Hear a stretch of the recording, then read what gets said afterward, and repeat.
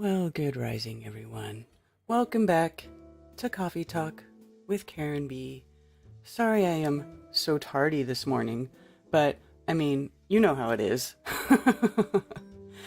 Sometimes things happen early, or you get distracted early, like I did. But hey, you know. Should start the show doing her eye makeup. I would dig that. Really? See, I watch the stream of somebody who sells makeup and I watch that, but I feel like I don't know if people would be interested in that the same way I am. I could try it one day. A flat earth chick speak truth while she puts on makeup. Yeah? That would be cool. Maybe I could do that. Maybe I could start doing streams that are more geared toward women. Because, you know, Flat Earth is a major sausage fest. And, you know, I've said this before, and it's not that there's anything wrong with all you lovely Flat Earth men. You're great. But there's just so many of you, and there's just not enough women, like, that talk and do stuff. But, you know, I get it because women are the mothers. They're the caretakers of the families, and they're too busy. I'm busy. I'm extremely busy. I don't get very much time to myself, probably because I do this in addition to I have children that I homeschool. But I have seemed to find a balance finally after doing it for a couple of years now. And I feel a little bit better about it now and how my time gets spread out. But man, it's Bitches Brew. Yeah, Billingtano. I've been thinking about bringing back Bitches Brew as well. Yeah, I've already been talking to some bitches in the background. So Bitches Brew will probably be coming back. The cooking streams. You like the cooking streams? Not true, Queen Bee. I'm a father and a mother to my boy. You are, Dr. Law. You are everything. You're amazing. You're an amazing example of a father. For real. No denying that, dude. No denying that. Yeah. Multitasking at its best, right?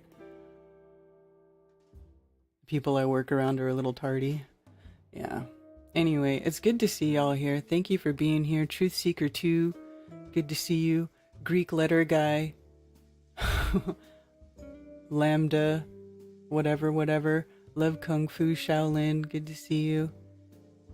Mark Wood, Sherry Ives. I gotta remember to use both my microphones, because I set it up that way so that I could use both of my microphones and create a sort of immersive sound experience on my streams, because I wanted it to sound like, you know, you guys are here in the room with me, which is why I have the two microphones. And I wanted to try to, because I like ASMR. I don't know how many people are in this chat right now who like ASMR. Let me get this stuff off of my desk. My desk is a mess.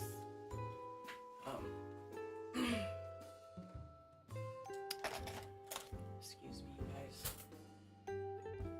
But I really love ASMR.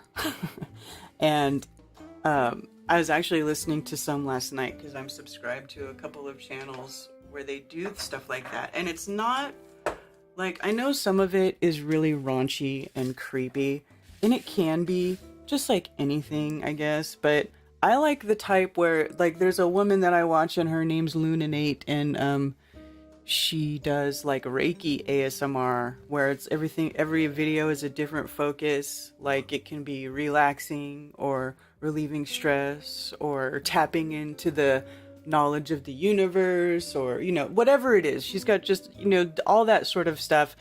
And it's just so relaxing to me. And it is, it kind of makes me forget about stuff. It helps me, not forget about stuff, but it helps me to calm my mind, because, you know, when we're in this and we have so much information flowing all the time and we're always so constantly overstimulated, it can be hard to slow down your mind and quiet it and sort of clean it out, because it can get really overwhelming. So I like that type of stuff anyway, and then I wanted to incorporate it into my stream somehow, because if you find one thing, if somebody finds something useful or helpful, or they appreciate it, then other people do. And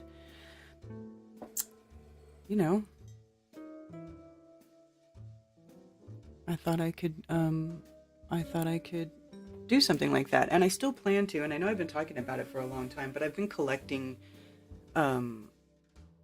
little different sound creator type items. I've got a lot of tuning forks and miscellaneous, like, just random things that make different sounds. So I think I might go into doing stuff like that. Hi, Zach. Hi, Awesome Austin. Putting together my kids' bunk beds while I'm listening. Cool. Hi, Mojo Shop, Matrix One, Boston Ray, Unindoctrinated. Rob Cleveland, good to see you. Aurorian. Rune Dragon. Just dropping in to say hello and give a thumbs up. Research mode has started and Walter Lewis is teaching me some stuff again. Good times, love y'all. Oh, so Zach is in and out. Good times. So that means that we'll probably be getting some gravy from Zach soon. Dave Messenger, good to see you. Mr. Oakhill 246.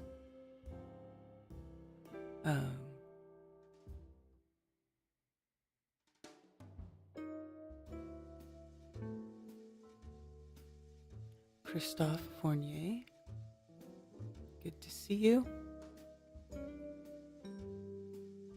Best emoji ever, Flat Gang. Yeah, we gotta make a Flat Gang. I have Flat Gang shirt designs too. I gotta start making more shirts. That's the other thing. I just have so much stuff going on. It's hard to just stay focused on one project. And right now, my main focus has to be Flattoberfest, because it's coming up so soon now. Flattoberfest 2022 is coming up in, super soon, you guys. Let's see. Today's the 15th, so just over 2 months. It's like 2 months and 1 week. 2 months and 1 week away for Flattoberfest, you guys. It's going to be coming up real fast now. Sherry Ives, good to see you. Aurorian, oh, thank you for the super chat. A suggestion of an emoji is a tuning fork. Have that metal bowl ready. I do enjoy the sound. Yeah, I've got I've got bowls too. Here, let me go get one.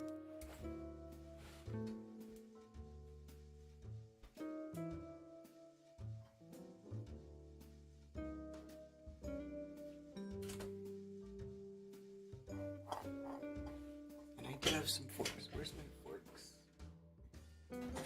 The sound ones.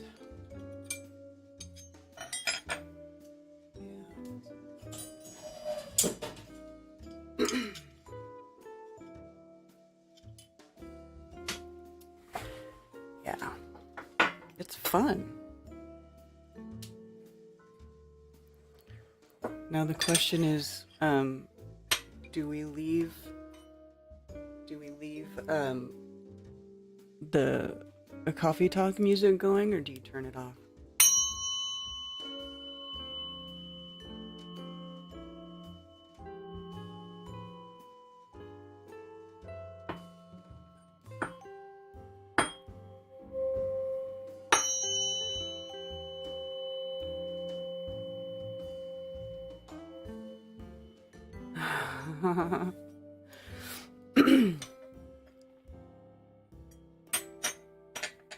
My chat feed froze. Back now. Hello, Mike. THC. 9 weeks. Yes, Ted, 9 weeks.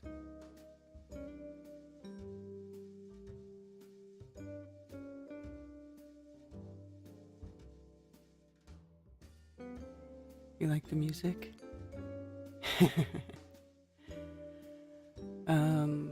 me say hello to you in Rockfin. Scott Hunter.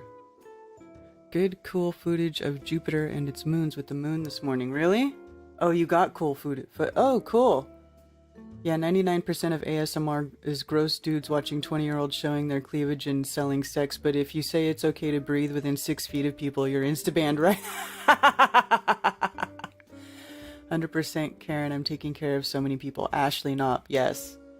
Yes, I know. Let's talk astronauts. 10 men who wanted to become astronauts died in just a few short years, very mysteriously. 6 of them in a plane crash in 1 year. Is that so, L. Crooks? Very interesting.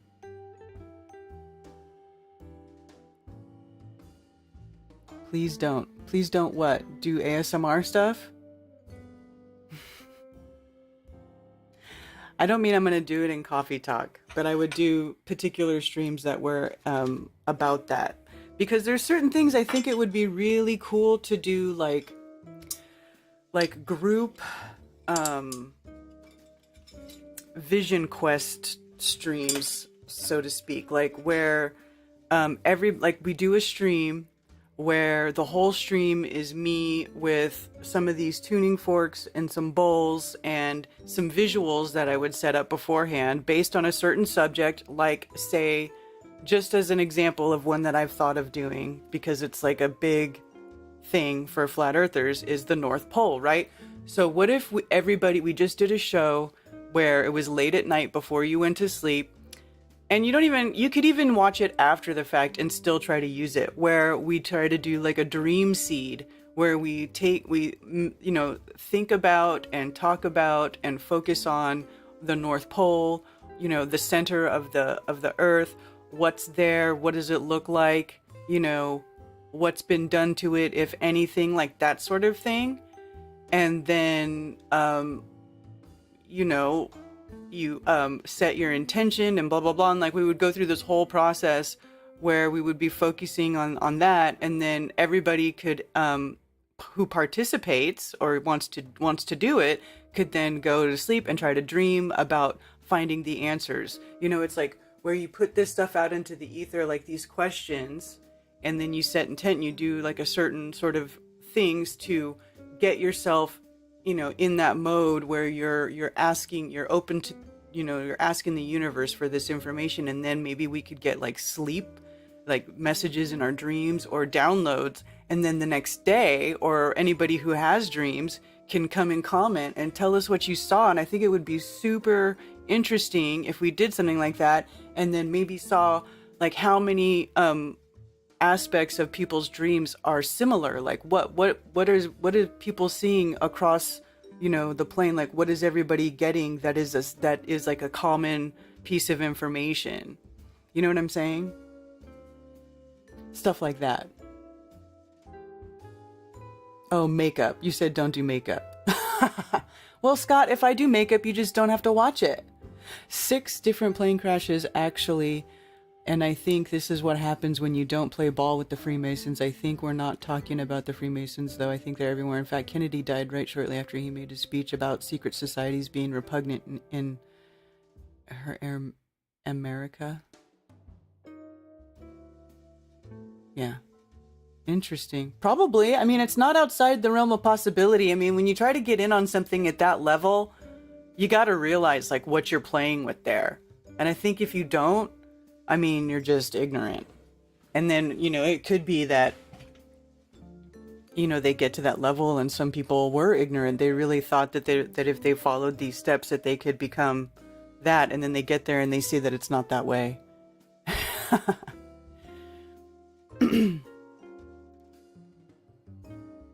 Remote viewing looks interesting. I'm starting to learn the method. Yeah, Jaren's been doing some streams on remote viewing. And I actually have been talking about that stuff already for a while. If you go on my channel, I have a playlist called the Gateway stuff, I think. The Gateway program.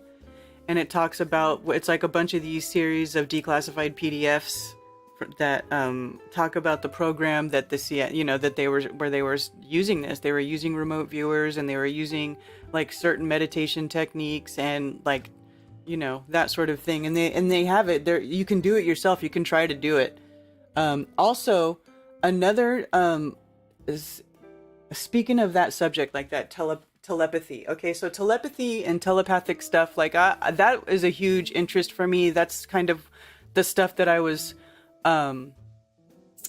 into and talking about early, like in 2018, when I did my talk at Denver, the Flat Earth Conference in Denver in 2018. That was a big part of what I was talking about.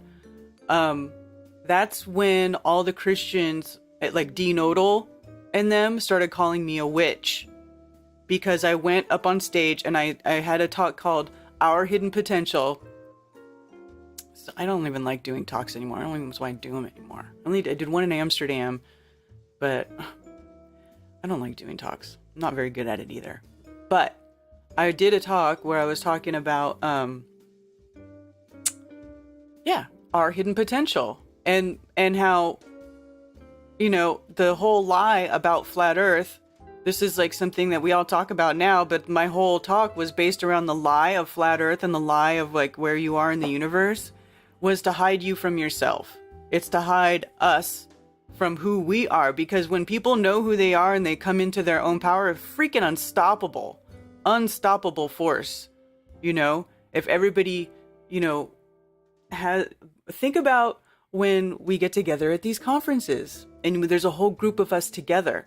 I mean, think about the energy, like how everybody's field is like strong because you have an understanding of where you are, who you are, what this place is, a better understanding of how it works, right? And that, no man is above another, Think about how amazing that is to be around other people who have that understanding, right? Innerstanding. And then when everybody's together, like when there's 450 of us all in one place, I mean, it's intense. It's freaking intense, right? Imagine if everybody was like that all the time, walking around the plane, like everybody knew. Nobody was a brainwashed zombie. Nobody was, nobody was programmed, thinking they lived on this soggy space ball, spinning 1,000 miles per hour in an infinite vacuum. Imagine how different the world would be. Can you just, to me, even now when I'm saying it, like, man, I can't even imagine how different the world would be. It would be a completely fucking different place. A completely different place. Do you get it? Completely different. So that was like the whole point of my talk. Well, then Dean Odell and, and some other, extremist people who call themselves Christians. And I don't know, they don't, in my opinion, have a right to call themselves Christians, because they don't act like, they don't actually follow any teachings of the Bible. They just twist the words around and make their own shit up, to fit their own agenda. Just like the sick Fs who've been lying to us and told us we live on a globe. They're no better. So, where was I going with that? So anyway, that's what I did my talk on anyway. So this is a huge thing for me. I love it. And I feel like, it's why I put the Hermetic principles in the Unveiling This Realm intro, because I feel like the 7 Hermetic principles of the universe are very true, and they all connect. They all sort of overlap each other if you think about it. But the first one, all is mind. The universe is mental. The universe is mental. All is mind. Think about it. Everything starts with a thought. Everything starts with the thought in your head. That's how it starts. Everything starts as an idea. So,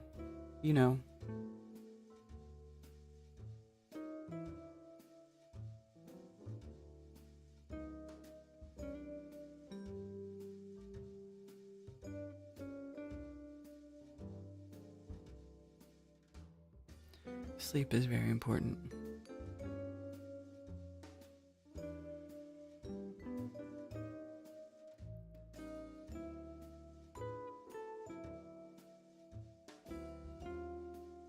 We need to find that.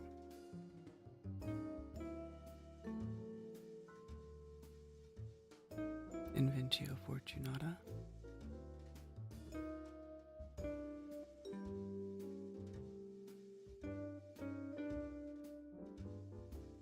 No. avoid those revival folk that speak tongues. Like, I don't really like any sort of, hi, Rose. I was talking about Jaren the other night, too. I was talking about this with Jaren the other night, too. I was probably also talking about him, too. Talking about what, Rose? Yeah. We could change the world for the better. 100%. That's what's up. Change the world for the better. Let me ring this bowl real quick, you guys.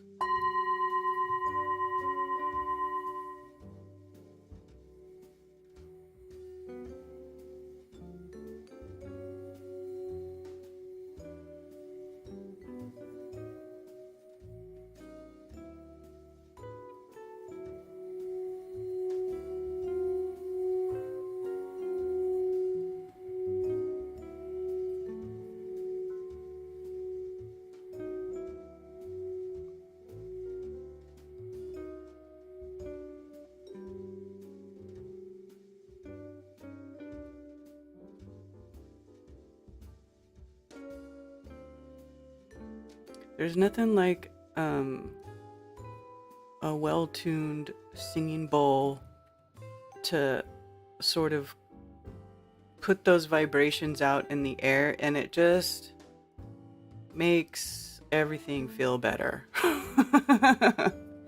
At least for me. I like that. I appreciate that.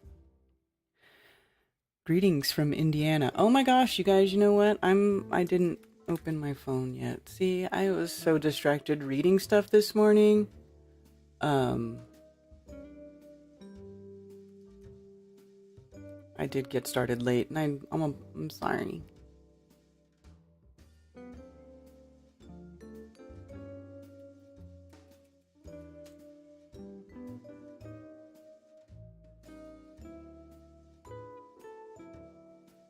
Welcome to the conference center.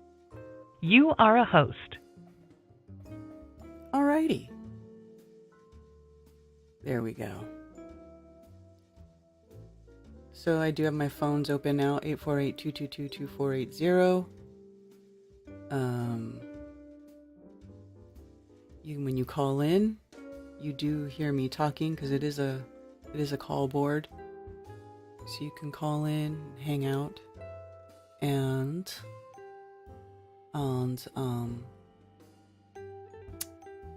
you know, listen. Hi, Rachel. Cheers. Thank you for the tip. About all getting together and focusing on something, but then we were trying to discuss how to do it scientifically so we can prove it was caused by us. Remote viewing. Together and focusing on something, trying to discuss how to do it. So you want to, well, what do you mean, cause something? You should, call me Rose. Oh, I have a caller already. Thank you for calling Coffee Talk. You're on with Karen B. What is this witchcraft? Oh, that's Rose. Hey. Oh, it says Linza. What's up, my friend? No wonder I didn't recognize it. Oh, yeah, because it, like, only gives 6 letters, so I'm just Linza. Yeah. Oh, my goodness. That is so funny, because I was calling you, but I muted it. So then as soon as I joined your conference center, I heard you reading my comment about remote viewing. Yeah. So you and Jaren were discussing this too, because I know he's been doing remote viewing streams. So go ahead. Yeah. So, okay. He brought up the idea because I didn't watch his remote viewing videos, but I just was like, okay, cut to the chase. Is it real? Like, what happened? And then he explained to me that he had a picture, and then the way that the remote viewers described it in English would be that you put a code on the picture and then you store it in a drawer in the universe. So he gave a password like 05754 on the picture, and all the remote viewers have a place to go in the universe to grab the image, because there's so much going on in the universe, you have to know where to grab it. And I thought, well, this is very interesting. I never even thought about it like that. And I have been having little spiritual experiences, which I'm going to do an exclusive I think. I already told you half of it, Karen. You only know half of it. Don't say anything. Okay. And so, yeah, I'm going to do it as soon as possible. But so when Jen and I were talking, that's why, because all of these things seem to be happening. Just like when I came onto your show and I clicked on your morning show and you're talking about it too. It's like everyone's talking about these spiritual ideas like in a proactive way. I think that's really interesting. And the proactive aspect of it that Jaron was saying was, and I don't know, I didn't even think that I thought that this was a good idea from the get-go, but this was his idea that I didn't think was very good, which is that what if we all focused on like the breaking up of the World Economic Forum? And I'm like, well, that doesn't sound like a good idea to me right off the bat, because if the World Economic Forum did, like, if there was like a news story where it's like, it's a monopoly and it needs to break up into like subcategories, or they're just going to stop it, there would be no way to prove that it was because a bunch of people thought about it. Like, how do you prove that the people's intention caused it? And also, we have all these religions with all these churches and all these sick people and all these people praying and praying and praying so hard, like all these popular people that just drop dead or they get like a bad illness and they don't get better. So it's like, it brings up the question, people say that prayers work, but when do they work? Why do they work? And what maybe causes them not to work? Is it like a two-way street where the receiver has to be open to it? You know how people are always asking, can I pray for you? Is there something to that where you have to ask permission first? Yes. I remember when Derek Condit was talking about his new scalar device, and my stepmom Shirley is a born-again Christian, and I also know that she was recently diagnosed with diabetes. So I don't know why, I just thought, like, I would tell her, I was like, he has this, like, frequency machine, but I know you, like, are all about Jesus, and I don't know how you would feel if we put out good intentions for your healing. And I totally thought she'd be like, that's so nice, yeah, go ahead. And she was like, no, that would not be good. I do not like that. And so I was like, okay, no problem. So, yeah, like, if she didn't want it, then maybe it wouldn't have worked anyway. What do you think, Karen? 100%. That's called proxy. That's called using a proxy. When I took my healing classes, this is one thing why I took my, like, the biomagnetism class that I took, and I also took a crystal healing class, okay? And both of these modalities, and actually also the only one that I wanted to do that I didn't do that I still want to is the tuning fork one. All three of those modalities, you're able to work with a proxy, which means you do remote sessions where the person you're actually working on is somewhere else. And the way that works is the person that you're working with has to give you permission to be for you to access their energy field through the ether. Essentially, is what it is. That's what it is. Right. And a lot of them do it. A lot of people do it. It works.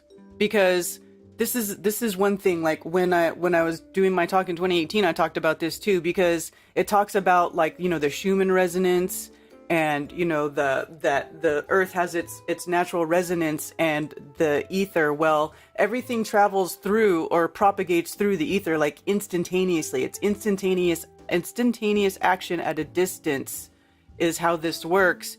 And time and distance are of no consequence, right? So it doesn't matter where somebody is. If you establish a connection with that person for whatever purpose, it'll work. I mean, I used to do telepathic experiments with Dr. Zach, and they worked. It was a trip. But yeah, and you have to definitely give permission. So that totally makes sense to me now. The other part of that too, which now that I remember in the first part of what you were saying, is like, what if we all got together and we focused on breaking up the World Economic Forum? You see, you can't think about it like that. That's the other part of when you're doing stuff like this, when you're trying to change things telepathically in the universe. You have to do things that are in line with creation. Okay, the closer it is to being in line with creation and the 7 Hermetic principles, the faster it's going to work. Now, when you're doing stuff and you put out something like a negative vibe, right? Like destruction or break or take something down, you got to be careful about that, because, you know, there's the karma and the dharma thing, right? Karma is that when you do bad stuff and bad stuff comes back to you, and dharma is when you do good things and the good comes back to you. So whatever you put out too, you're going to bring it back. So you got to be careful about getting together and putting out like a thought of destruction. You would have to think about it in a different way. Like, I don't know how. We would have to discuss what the opposite positive thought of that would be. You know what I'm saying? Like everybody would have to be thinking about empowering themselves, or maybe if everybody focused on other people who aren't quite awake, waking up and becoming knowledgeable about their rightful place in the universe, or something like that, or you know what I mean? But hold on, Karen. If you're hoping that someone else wakes up, isn't that against their consent? I've been trying to work this out. Like, I'm really glad you brought this up, because I had a session with my friend Kira, who I really recommend if anybody wants to contact me for her Instagram. She had a Kundalini awakening, and now, like, if you didn't like know the details, you'd look at her and be like, oh, she's just like a hot girl on Instagram dancing around. But I believe that she really did have a spiritual awakening, and I was totally jealous of it. And I'm like asking her to help me. And so she's the only person that I feel comfortable, like, I guess, being vulnerable with. Like, I feel weird even just shutting up. So, like, the fact that she's known me since I was 12, like, I just feel like I don't have to explain myself as much. Does that make sense? Or the fact that she knew me when I could walk. There's something about that. Mm-hmm. So I was telling her about all these crazy cool stories that I'm going to put out in an exclusive story that you know half of. And I was really expecting maybe for something super impressive to happen, but she was like, hell no, we're not doing that today. We got to focus on you and like getting you better. And the main takeaway from it was that I pretty much, and like I'm saying this like on a phone, on a show, but like I need to kind of like shut the fuck up and go into, even though I have all this wisdom and knowledge and overload of information, I'm hearing from all these different sources that don't know each other that I need to like stop talking and be in, like, just listen and observe. And Fortune always in his emails to me, he calls me Rambling Rose, and he adds a link of that Miles.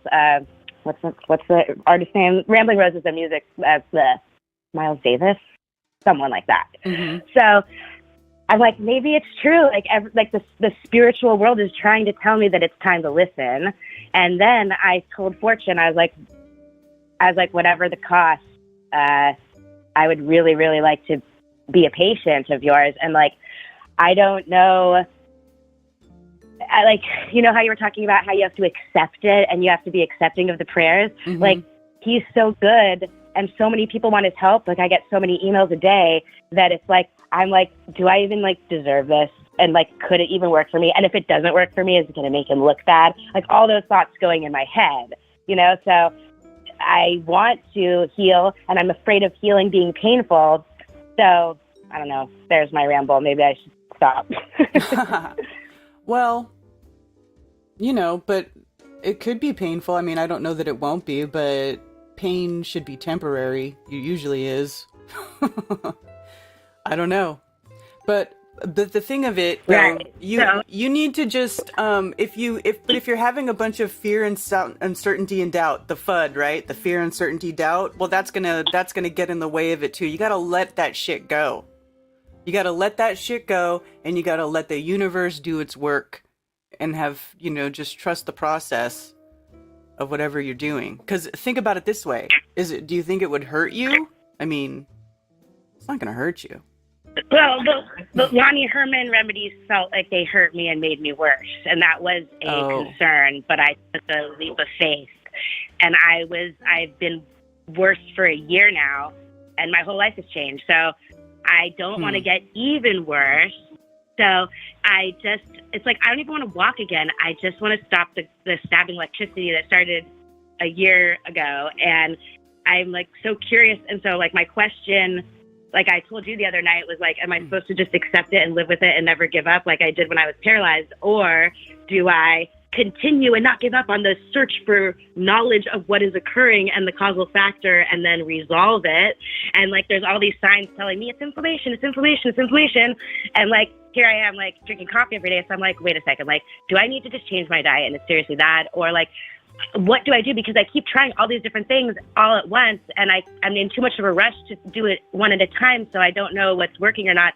So that's why it's like, I think I'm ready now spiritually to be like, all right, let's cut the bullshit and stop shooting like in the dark, and let's just like trust fortune and like really believe, because now the differences between Fortune and Lonnie Herman is that when I saw Lonnie Herman, like, I didn't have any spiritual experiences to draw off of to tell me that there was something to it. I only had other people's stories. Mm-hmm. And now I've had one. And so I feel like I'm ready to, like, be accepting of the prayer in the remedy, which he puts in it. So, yeah, I think I'm going to actually, like, try to get better from Fortune in some way. And then after that, I'll be like, okay, if that doesn't help me, then I could really say I gave it a great shot, and I need to just like focus and like learn to live with it. Yeah, what does he want to do exactly?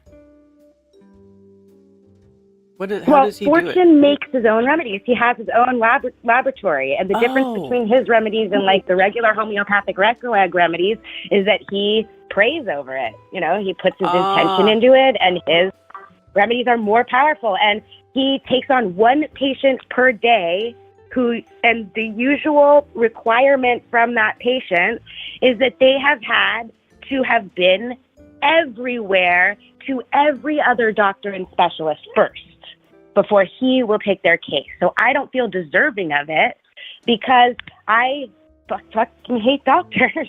And I don't trust them anymore, but maybe he knows that. Rose, I think you qualify for that, though, because I know your story, and I know what you've gone through, and I feel like you definitely qualify for that, because you're a very unique case. Like, honestly, remember that one day when you were telling me everything, and I was like, dude, how do your insides work? You know? Yeah, like the fact that I'm alive is a miracle, and so that's proof right in itself that I should be open to these things. And so did he say like, he would do it? Crazy experience I'm going to talk about. What? Did he say he would accept your case already? Yeah. Oh, well then, yeah. But I'm scared. Wow. I'm scared, Karen, and I have to ask him, like, all right, if I could go through all this, it's going to be like a 3 or 4 month thing.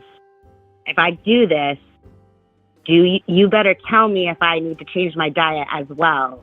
And if I can't do the diet and it's not going to work, then I want to know, you know? Mm-hmm. Because Lonnie Herman, whose remedies had to do with frequency, like a mixture of rice and emoto, which I think is in the same vein, I didn't realize that I was going to show up and it wasn't going to just be the remedies, but a really, really crazy diet that I just couldn't figure out how to do it with my symptoms.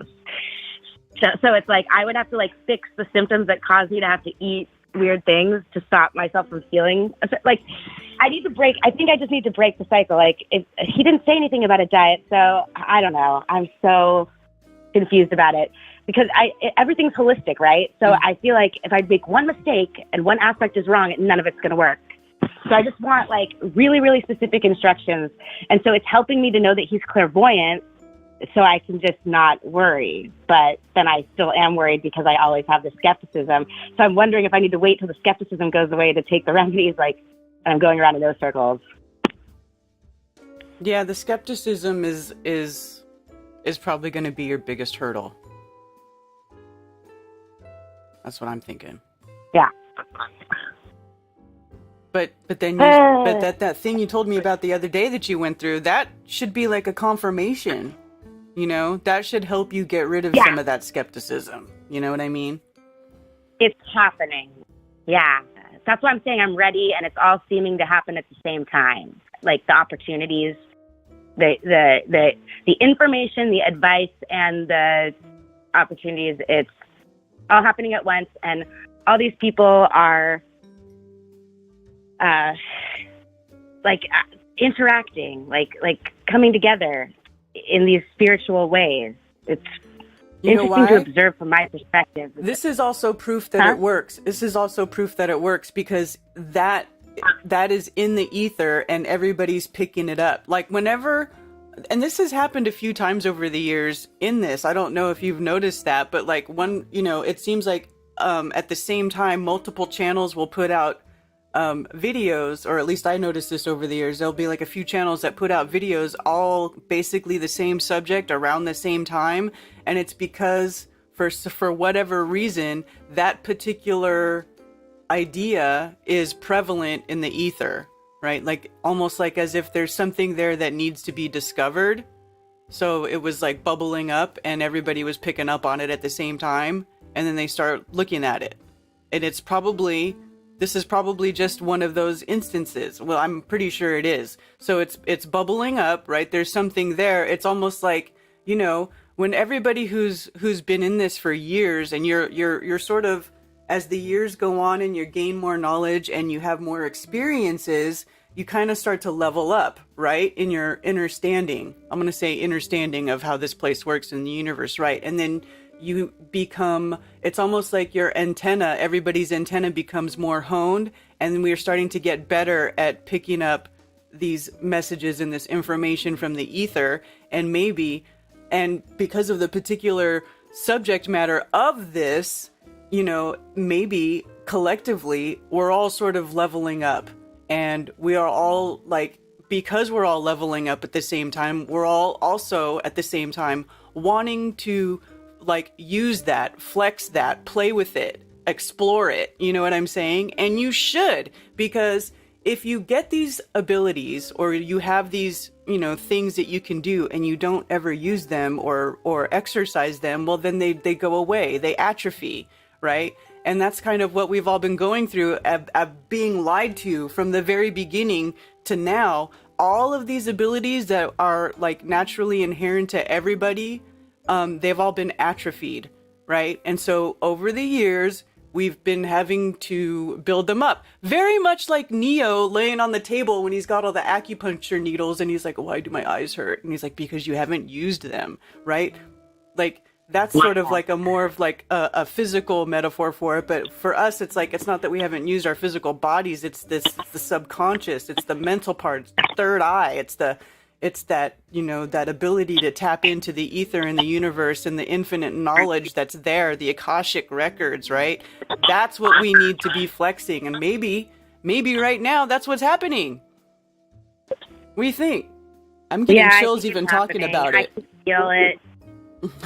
It's crazy, Karen. I can feel something happening. Yeah. In the world. I know. That's like, and I've been feeling it too. Like the other day, I even typed in the Iron Realm chat, I feel like I'm in a wormhole, because I literally there for a few days did feel like, I felt like I was in some sort of void where time didn't exist, and it was just weird, a weird place. But, that's it. That's the common theme, is the fact that time doesn't exist and that there are multiple dimensions all happening at once. And then so this is, okay, try to focus your mind and like get as objective with that, like step out of your cognitive bias as much as you can for a second.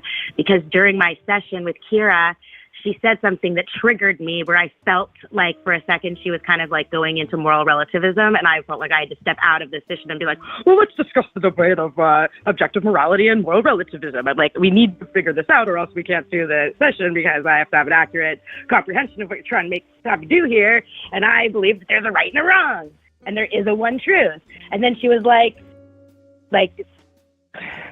she basically, like, the way that she described it is that while everyone has their own truth, you have to look at that not as a moral relativism perspective, but the fact that everybody is on their own path. And while we are leveling up at the same rate in like our like familial tribe, other people are not leveling up at the same rate. So like we're where we're at now, and we might have our understanding and alignment with nature and reality, but the other people, they're like just in a different part of their timeline of understanding. And that in this life, because there are more lives and that it's not over when we die here, that we could learn it all like really fast right here, right now, or maybe we're not going to learn it in this life and it will just pick up in the next life. But that's also really confusing because there is no past or next life. It's all happening at once. That's the mind-blowing thing that I'm trying to wrap my head around. Yeah. Yeah, whenever you start getting into that. We all have the muscle and we're all atrophied and we all have to flex it. But in this society and the struggle to survive and eat and, you know, take care of our families and stuff, like, I feel like with me, for example, I would have to dedicate 24 hours a day to that if I was going to ever make that muscle big. You know, I'd have to, like, put all of my energy into it. I wouldn't be able to make Crow 777 radio anymore for sure, because that is what's taking all my energy and thoughts now. Yeah. Yeah, and it does take a lot of time and you know, and stuff to build that stuff up. That's what I'm saying. Like, we've been like, as long as we were asleep, that's how much time we lost with that shit.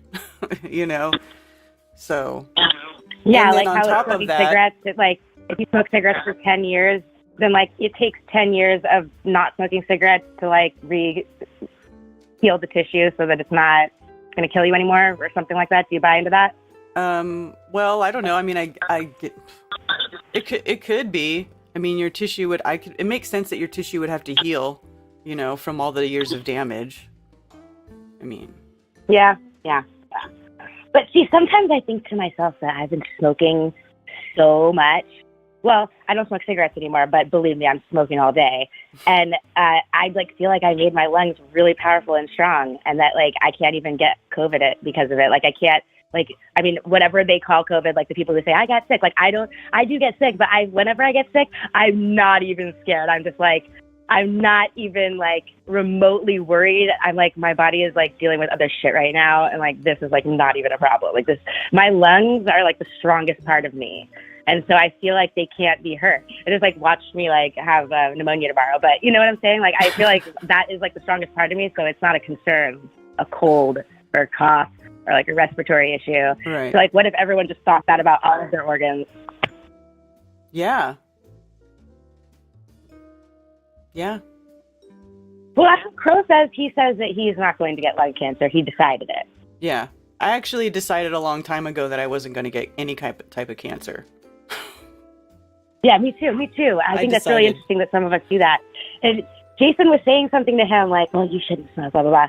And, you know, then he's like, well, I'm not going to get sick. Like, I decided. I was like, haha, like battle of the wits right there for a second. Yeah. I think there's a lot to that, too. And then afterwards, Jason's like, I just care about him. I just don't want him to hurt himself. Crow smokes cigarettes? American Spirit. Oh, okay. But, like, I think like 2 a day now. 2? That's not bad. Yeah, I think something like 2, unless he's lying. Who knows? I've smoked cigarettes before, and it's so hard. I don't know. Well, the only way that I quit was moving in with Jason. So Crow would have to move in with Jason, probably. That's funny. Ted says he's trying to quit, even though I tell him he doesn't really have to because he smokes outside anyway. Well, that's nice of you to tell him that he can still harm himself if he wants to. Well, see, I don't even know. You know, I'm not even sure that smoking cigarettes is as bad for you as they would have you believe. I mean, you know what I'm saying? That's the thing. No, well, what is Ted smoking? He rolls his own. He does the same thing Cammy does, where they buy tobacco and they roll them, and he does it all himself. So yeah, it's not like the cheap, disgusting cancer sticks. Well, I totally just forgot. I'm glad that we brought this up because I just remembered that at David of Avocado's Wolf's birthday party, I was smoking so much of his tobacco that he grew, and it was nothing like a cigarette that I didn't even feel guilty or like I was smoking a cigarette. In fact, this guy came out, and I was rolling a joint, and he's like, I got this big fat joint. He took it. He's like, this is such good weed. And he gave it to me. I'm like, dude, this is tobacco. Dude, this is tobacco. You're not smoking weed. And he was like, I'm pretty sure this is weed. I'm like, no, like, here, smoke this. This is weed. That's how, like, the tobacco is just, his tobacco is so natural. I shared I think I shared a video on my Telegram of David next to his tobacco plants, and it's like he's obsessed with it now, and all he's doing is smoking and growing tobacco on his property, which is like a beautiful forest. And there's all these plants that are on these logs. I'm sure you can visualize the plants growing out of the logs with mushrooms. Oh, yeah. Isn't that badass? Yeah, I would love And to he's start taking us propagating around, mushrooms here. Yeah, he's showing us like how he's like putting charcoal into the ground. And it was like so cool, just like replenishing the nutrients in the soil. Oh, yeah, I do that. I take the ashes from the fire and spread it in the garden, and it really helps. Mm-hmm. Mm-hmm. Yeah. Okay, we're going to be having to record in 15 minutes, so I should go and let someone else call in. Yeah, I have some people waiting. Thank you for calling, Rose. It's always great to hear from you, and I love you. I love you too. Have a great day and a great rest of your show. Okay, thank you. Talk to you later. Bye. Bye. That's Rose. Rose is awesome. All right, next caller. Sorry you guys have been waiting. Thank you for calling Coffee Talk. You're on with Karen B. Hey, Karen B. This is Dean Lingley. How are you today? I'm good. How are you, Dean? I'm wonderful, wonderful. I'm in Indiana. I'm selling fresh market sweet corn between Attica and Williamsport, Indiana. And I heard her ask, not Karen, shoot. I heard her ask if there was an answer to prayers. There's 3 answers to prayers: yes, no, and wait. Okay? Okay. That's all. I mean, I wanted to answer that question for her. Okay. Okay? All right. That's the answers to prayer: yes, no, and wait. Yes, no, and wait. Okay.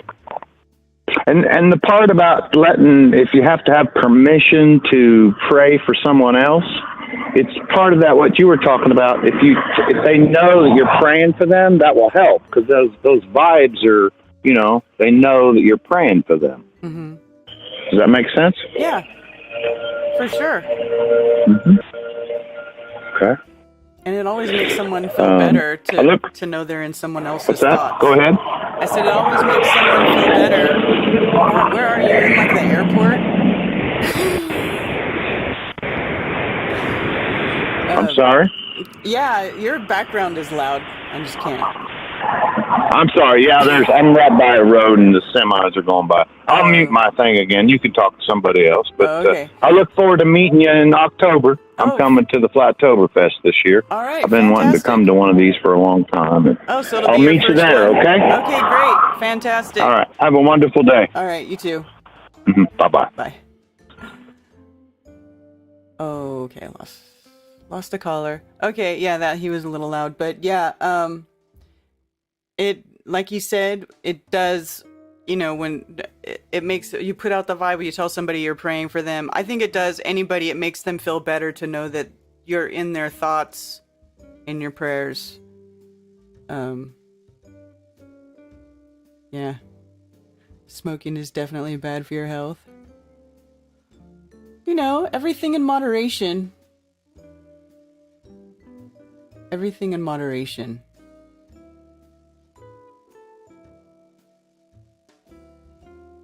Smoking repels negative thoughts and energy. I think tobacco is one of the best natural pesticides. Yeah, there's a lot of, like, if you watch, like, survival shows and stuff, like, I used to watch a lot of survival shows, because I'm into that, too.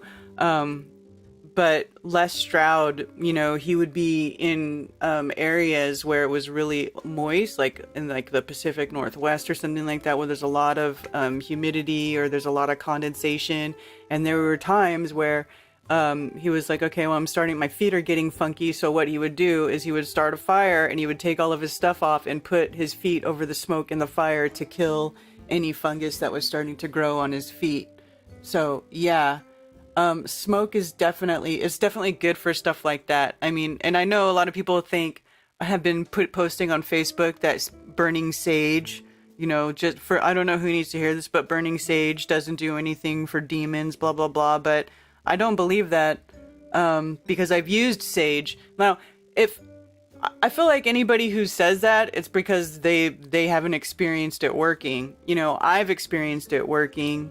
You know, right after I broke up with my abusive ex, I saged my house a total of like 3 times in a couple of days because I was trying so hard to clear out the negative energy in the house because it was so thick. This house was so thick with negativity. I mean, I can't even tell you. And after that, you know, I was I had nothing better to do, right? Because I had to heal. I had a cast on my arm and everything, and all I did was go around with my little shell with my sage, and I just said prayers, and I went and I put that smoke in every corner of the house. Every single corner. The whole house stunk like sage. And I did it 3 times. And then the house started to feel better. You know, it is alchemy, and there's something to it, right? These things, these herbs, especially, you know, natural things like that are from the earth, they have a certain vibration themselves, right? They have a certain energy, they have different salts and minerals inside of them, and whatever it is inside of that sage, boy, it does a lot of good stuff. And I don't care what anybody says. The sage didn't do it, you did. The sage served as a tool, ritual. I mean, that could be true to some point. You know, actually, going back to the gateway program stuff, okay? There, in that book that tells you how to use it, there's a whole section on using an energy bar tool. An energy bar tool, or they call it EBT, actually, you know, a tuning fork could act as an energy bar tool, or a wand, or a feather, or anything that you know, a crystal. Crystals make great energy bar tools. Actually, let me get one.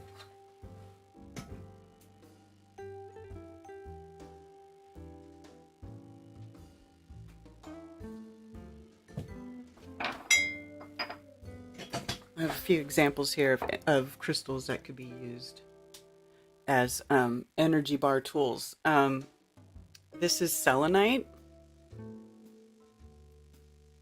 This is used often in the crystal healing. This is one it's got polished ends too, so that after you do energy work or whatever, you can seal it in. You know, turn it different directions over different spots, energy spots over the body. I also have this. This is one of my favorites. I use this one to activate all of my crystal grids. This is like my go-to energy bar tool, as it were.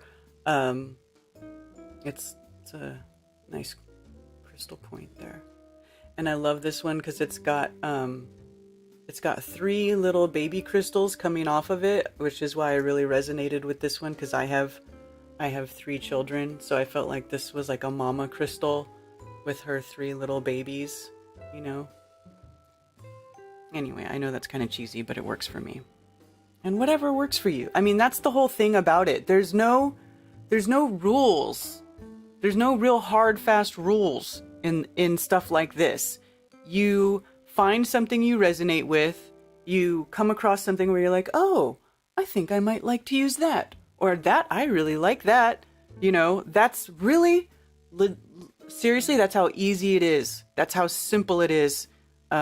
When you want to like pick things to work with, like crystal pieces, really that's it. Whatever you're drawn to, it's probably because whatever properties are in that crystal, oops, I just hit my bowl with my cup. Whatever properties are in that crystal, it's because you could benefit from that in some sort of way. So here's another one that you could use. This is a nice smoky quartz point. It's a natural point, but it's also polished. But this is great. It's like all the points of this one go to the apex of the crystal. And typically that's called a generator crystal. If I could get the camera to focus. There we go. Well, sort of.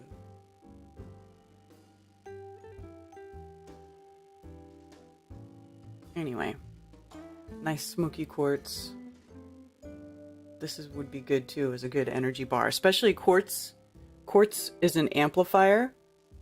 It's in all of your electronics. The electronics don't work without it.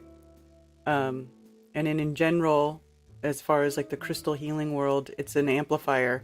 So any other piece that you pair with this crystal, the quartz will amplify the properties of the piece you put with it. So like if you're looking to get grounded, if you really are feeling like, you know, spacey, head in the clouds or whatever, or flighty, and you really need to calm down and get grounded and come back, then you would take something like this garnet, which is a good grounding stone. Anything dark is good for grounding, related to the root chakra. This camera sucks. There it goes. That's a natural garnet dodecahedron.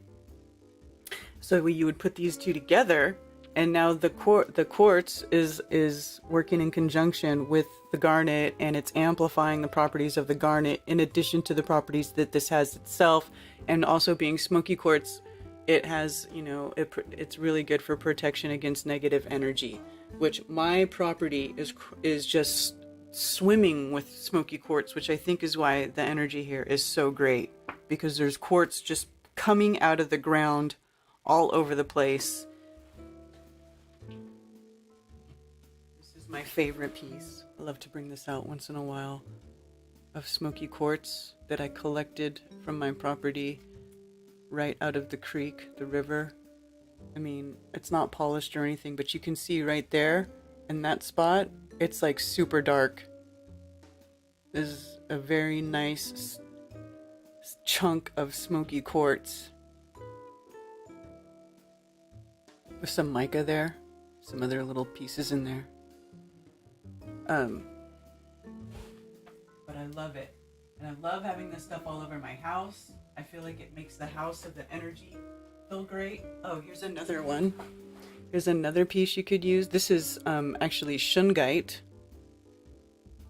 This was a gift from Reed, I believe. I love this piece. And I love that it has a polished round bottom here, which can also be used for rounding on the energy points in the similar fashion to the selenite. I love it. But anyway, the whole thing about using the energy bar tool is like, it's almost like an extension from your hand, you know, from you, you know, to amplify the energy, to focus the energy. It almost helps you like visually, because most people don't do this stuff on a regular basis, right? Most people are not, you know, in the daily practice of trying to manipulate energy from within telepathically, right? So if you have a visual or like a tool like the sage or whatever, it just helps you get in that moment. It helps you focus in on that, right? Because, you know, some sort of visual tool or anything like that, right? That's going to help you focus better, right? It's going to be way better than having to just make it all up in your own mind and focus with absolutely no tool to sort of help you visually and physically get in line with that thought process and that intent. So that's what the purpose of the energy tool is, right? Like, it's like a lot of people, I hear this from people a lot, like they don't have the ability to visualize, right? To picture something in your mind. Like, there's a lot of people out there where, like, if I tell you right now, in your mind, I want you to picture, you know, see a picture of a nice little round wooden table with a big, beautiful red apple sitting on top of that table. Like, for me, in my mind, I can see that red apple in the table. I see the picture in my mind, but there's a lot of people who they're like, I don't see that. Like, I know what a red apple looks like and I know what a round table looks like, but I can't, in my mind's eye, see that picture, right? So if you have trouble with that, with the visualizing part, that is where, like, these tools, crystals, feathers, wands, sage, whatever it is you want to use, you know, can help you better focus your intent on whatever it is you're focusing on.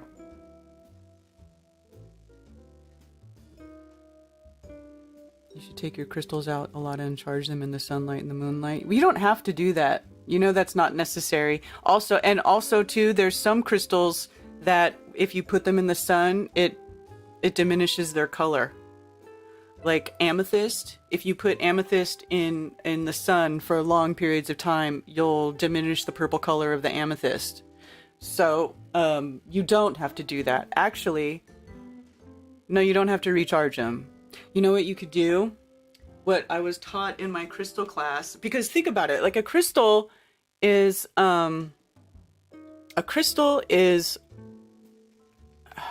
it's like trapped light and sound. It is a specific lattice of minerals repeating, you know, and they have a very specific frequency that they vibrate at, and it's very solid. Like, right, like once, like this quartz crystal, you know, it's pretty solid, and you're not going to knock out the frequency of this crystal very easily, right? Like us, we're more like pliable, right? We're flesh, right? We could, you know what I mean? Like we're like liquidy, more squishy, right? So things are going to knock us out of vibrational alignment a lot faster than, like, say something like this quartz crystal. But what the crystal healing teacher told us to do is to take a tuning fork and use sound to cleanse the crystal. So you go like that and focus it on the crystal, and that's it. And that's it. That's literally it.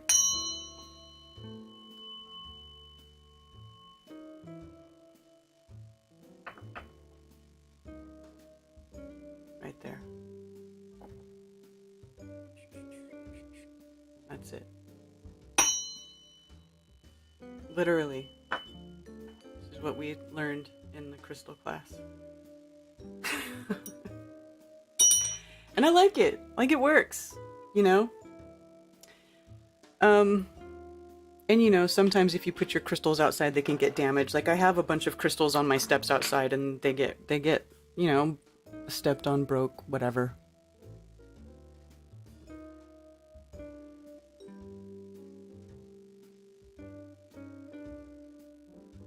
You charge them with magnets holding them in your hand. That's so funny. Yeah, it's a vibrational cleansing, exactly. You know. Light is frequency and vibration, though also, yeah, it is. It is. But like I said, when the UV can, depending on the type of crystal you have, the UV light can diminish the look and color of the crystal. So, I mean, you can do that. Maybe moonlight's better. Moonlight, I don't think, does that. But the UV light, it does. By the way, I do have my phones open. 848-222-2480. Cracks and gems likely to in crystals can be helped by full moonlight. Yeah, they do. They'll self-heal. Actually, somebody was commenting on a post on Facebook where they said they didn't believe that the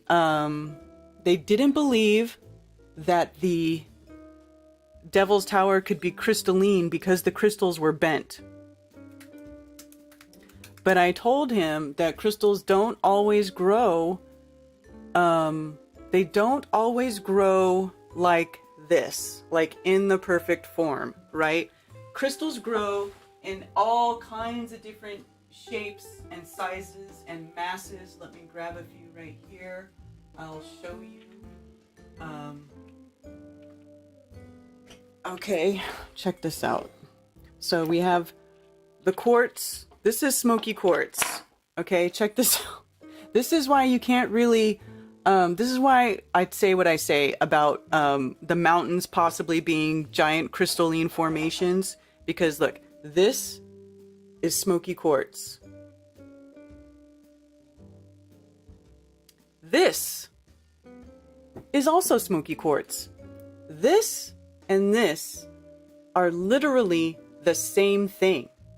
At a molecular level, they're the same. This does not look so much like this, but they're the same. Okay? Then you have like black tourmaline. Oh, it grows in like a columnar shape. That's a crystal, right? It grows in a columnar shape, and then the top of it looks like what?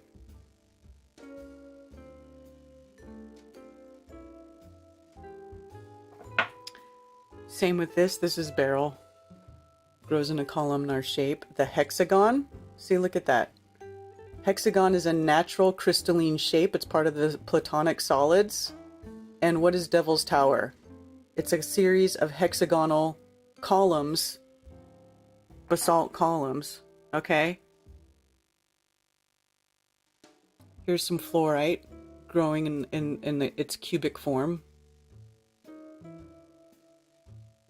This is fluorite. This is also fluorite. This and this are the same, but they don't look the same. Right? This is a natural fluorite tetrahedron.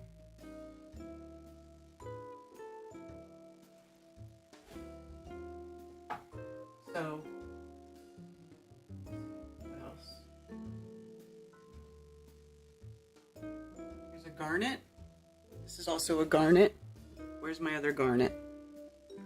Here's the trip, right? This is a green garnet. Look at its shape.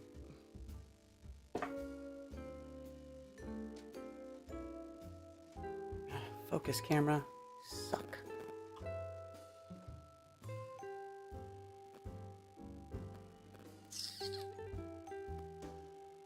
Come on, buddy. There we go. So that's a green garnet. This is also a garnet, but it's red.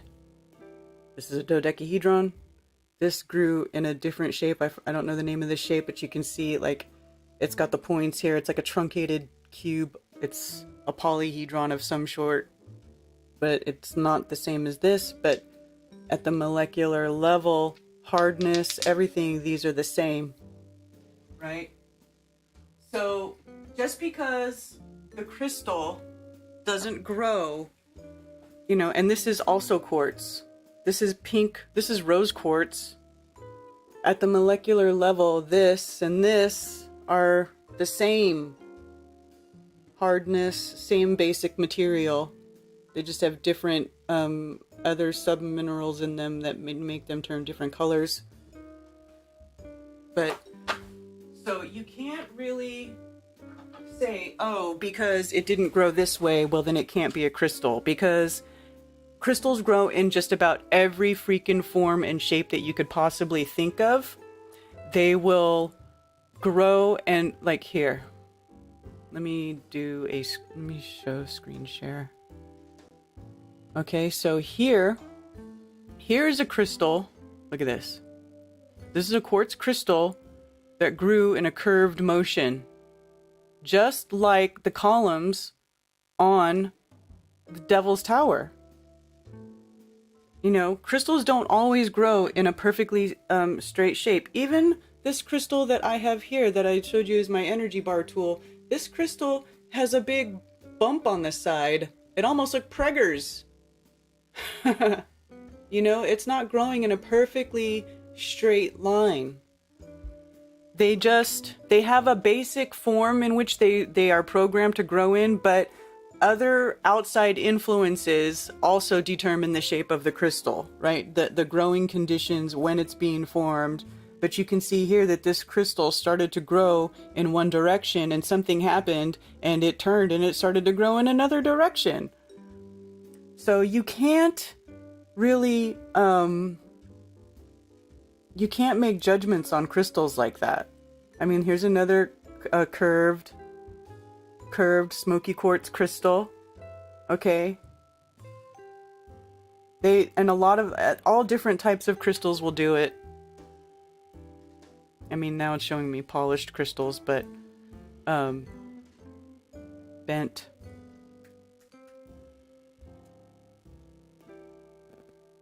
here. See? And NIST is bending quartz crystals. Whoa. That sounds interesting. But yeah, double terminated bent quartz crystal. So this crystal grew, it terminated on both ends, but it's not in a straight line. It's growing curved.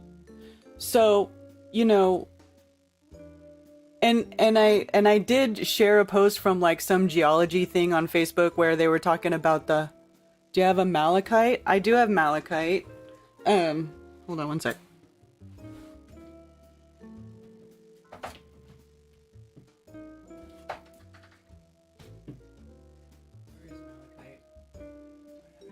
I have a little one right here.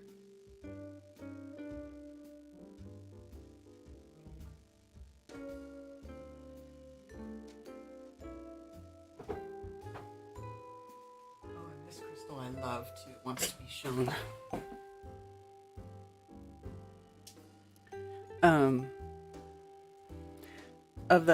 When I shared that picture of the Devil's Tower from geology, whatever, and they were talking about their theories of how it formed, and it showed all these stupid lines being drawn over it. Let me see if I can pull it up.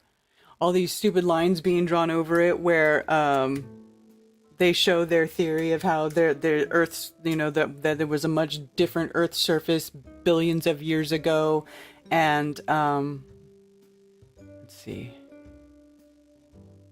Here we go.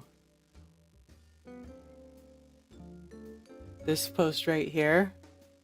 So they have these different ideas. These are all different theories, right? Each picture is a different theory of what happened. So it's telling you here that they theorize that the surface of the Earth 50 million years ago was much higher, right? And then sedimentary rock layers have all worn away, blah, blah, blah, blah, blah. And the outside layer of the volcano wore away, and then what we have left is the Devil's Tower, right? Like it's frozen, like it's super cooled magma, volcanic neck, right? Look at this one. How ridiculous is that? So these are all just different theories of what they think happened. This person thinks there was a crater, you know, and then you'll see these people in here saying, oh, it was a tree, it was a tree. Yes, it looks like a tree stump, you guys, but you know, I admit it does look like a tree stump, but that doesn't mean it's a tree stump necessarily. And I know people are gonna like, they want to just crucify me. They want to crucify me every time I say that. But I don't know. I mean, I think we don't know what it is. We're all just guessing. Actually, if you look at my original post, I say, you know, they don't know what they're looking at. They're just guessing. Here, let me go back. Yeah, they have no idea how this formed. They just make guesses, and so do we. So do we. I admit, I don't know for sure what it is, but I can just look at the world around me and I can look at the things that I do understand, you know, that go on, and I can try to, you know, through that maybe get an idea of what happened, but I don't know, you know?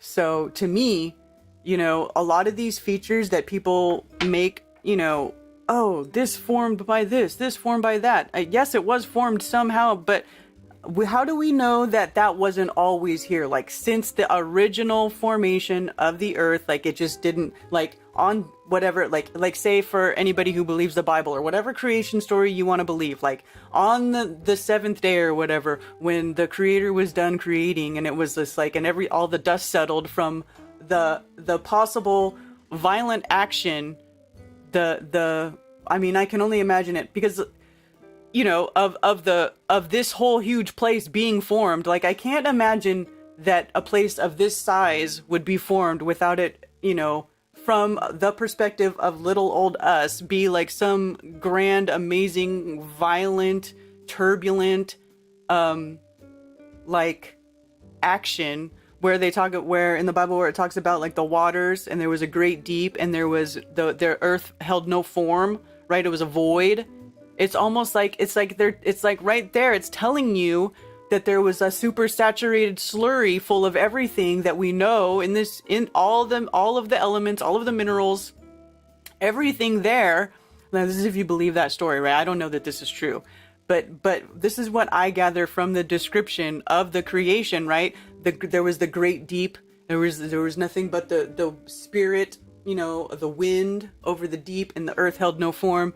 And then the creator spoke, right? Starts speaking things into existence, which, what is that? That is it's a waveform. It's a form of information. It's an instruction. It's a data set that got, somehow breathed into this mass of super saturated slurry, right? And then once that happened, once that spark is ignited into the whatever this place is, right? Then it's like, boom, things start growing, things start forming, land masses start forming.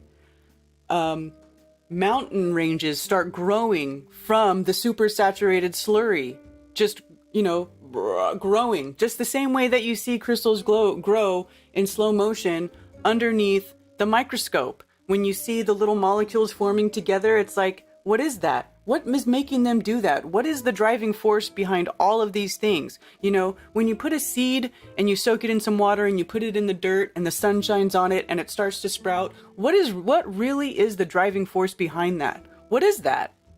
Well, to me, it must be the same thing. It can only be this one thing driving all of it. And all of it, when it expresses itself in a physical form, it shows you that it comes from the same force, because all of these things show the golden ratio. They all have the same like basic mathematical, signature or clue, and it isn't perfect. Not everything follows the golden ratio perfectly, but it is a baseline. And then the different elements of everything going on at that particular time when something's forming can also influence it, right?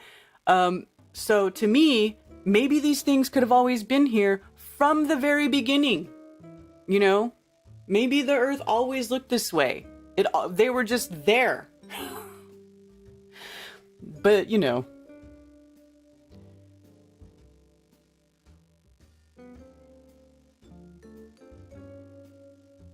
Buddhist monks love lapis too. Yeah.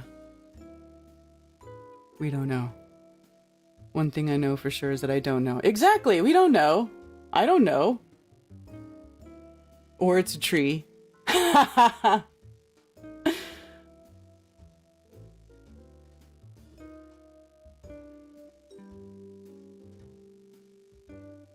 mean, the four elements interacting with each other, right? Oh, hi, Tristan. Say that 3 times fast. Super saturated slurry. It's a big zit. Liquid hot magma and sharks with freaking laser beams. That's an awesome find. The smoky quartz. Yes, cheers. Thank you.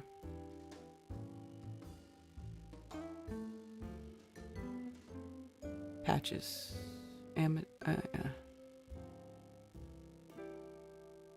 Purple amethyst and yellow citrine. Ooh, that sounds pretty. I have a beautiful citrine crystal I got recently when me and Cammie went to this gem show. It's gorgeous. Great information. We are getting earth pipes to restore natural order. Love you, Karen. Earth pipes? Mari, what's an earth pipe? Water can damage selenite. Yes. That's what I'm saying. A lot of these crystals, depending on what the mineral is and the hardness of it, like, yeah, you can't even put them in water. You got to be careful how you clean them. So, whatever you plan on doing with any crystal you have, just make sure that you have an understanding of what the mineral is and what it can and cannot withstand, because you could damage your crystals if you're not careful, and then you're going to be sad. Then you're going to be sad. Lapis lazuli is chanted about.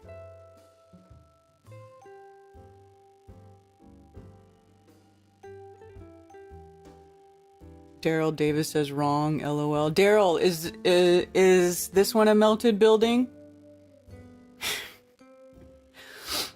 Did the melted building people talk about this one? Because I haven't really, I haven't seen what they say about Devil's Tower specifically, because I kind of checked out on that, but this is another good crystal. This is another piece of quartz. A beautiful quartz point. And then it's got big chunks of tourmaline in it. And actually, this crystal right here, this tourmaline is green. Isn't that cool? I have some other green tourmaline that I wear in a necklace. So tourmaline, most people think tourmaline is just black, and it is mostly black, but it's also green, pink, and there's watermelon tourmaline that'll be like start at pink and it'll fade to green. But quartz and tourmaline, you can find them together quite a bit. Oh, let me go back to the big. Yeah. So this is a really cool quartz that's got some green tourmaline growing inside of it too.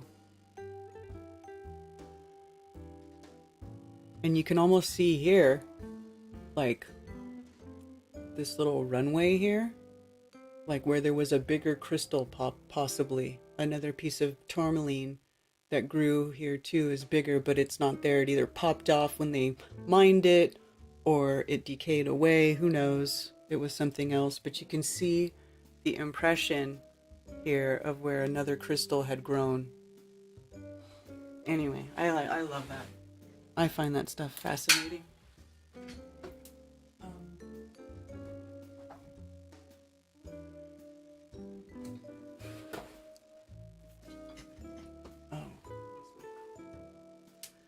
Here's a piece of quartz that I found in my creek that has a nice chunk of tourmaline in it. So it's a piece of smoky quartz with tourmaline growing inside of it. I find stuff like this around too. It's really cool. That's a self-collected piece. I think, and I've got so many of these, so many. For the rock hounds who are going to be coming to Flattoberfest, you guys are going to get free crystals. I'm just going to bring a big bucket of quartz, I think. And I'm just going to let everybody pick a rock that they like and take it home. Because everybody should have at least one crystal. And whoever wanted to see that malachite, there's some malachite.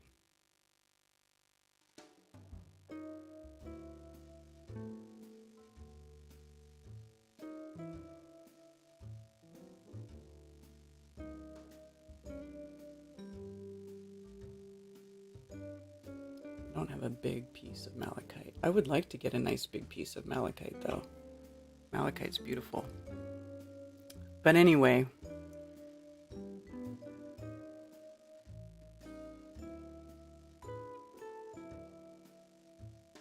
Yeah. The black feathers, they have that iridescent color where you can see like blue and green in them. Snakes do that too. If you ever look at those black snakes, the scales on the black snakes, they're iridescent. And you can see multiple colors in them.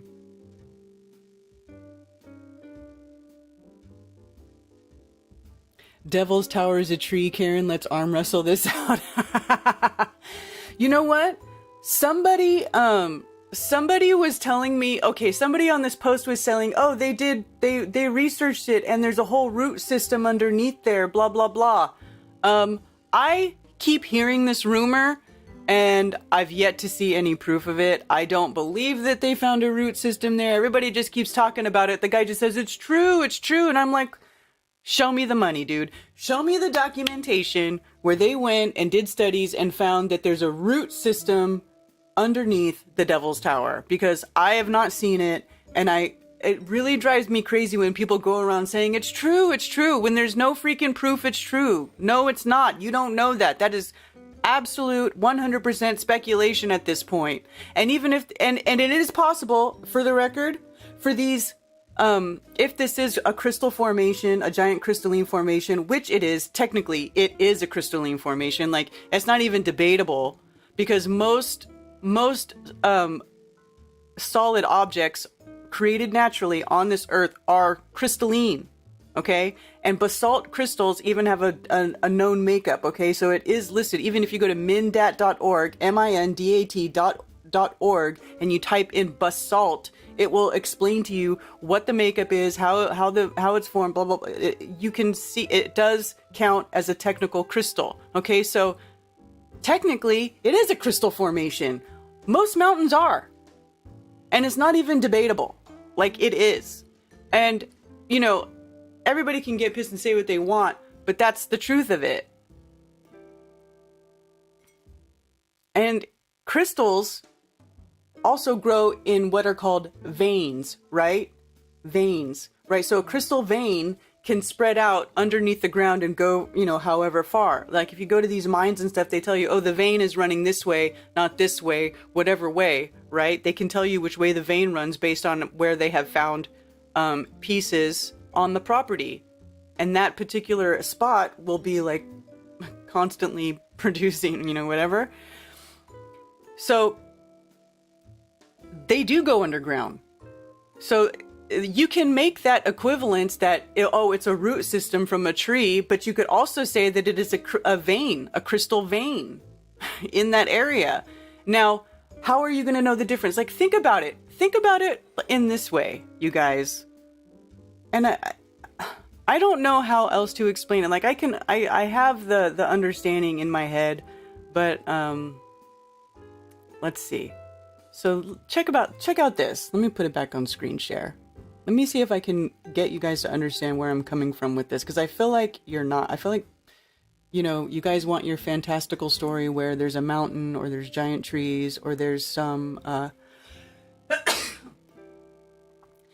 or there's some mystery giant civilization that we can't, explain or show any proof of existing. But I think it's really much more simple than this. Okay, so let's look at this. Lightning bolt images, okay? Look at the imagery of the lightning bolt image, okay? This is a pure electricity arcing, in the sky, okay?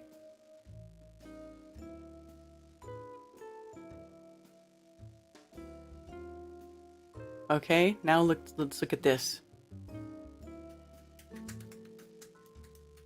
Tree root system. Huh.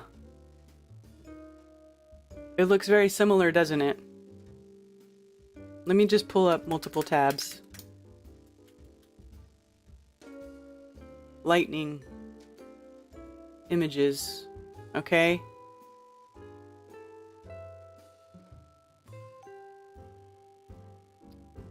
Where'd that other one go? Here, tree root system. Okay. Tree roots. Growing in a similar pattern as this lightning, right? Okay, so what else? What else looks like that?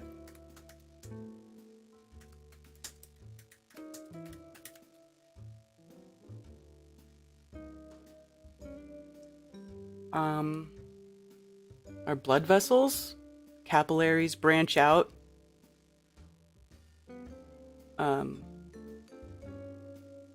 Like this. Right? It's like this lightning tree root system. Now let's look at this.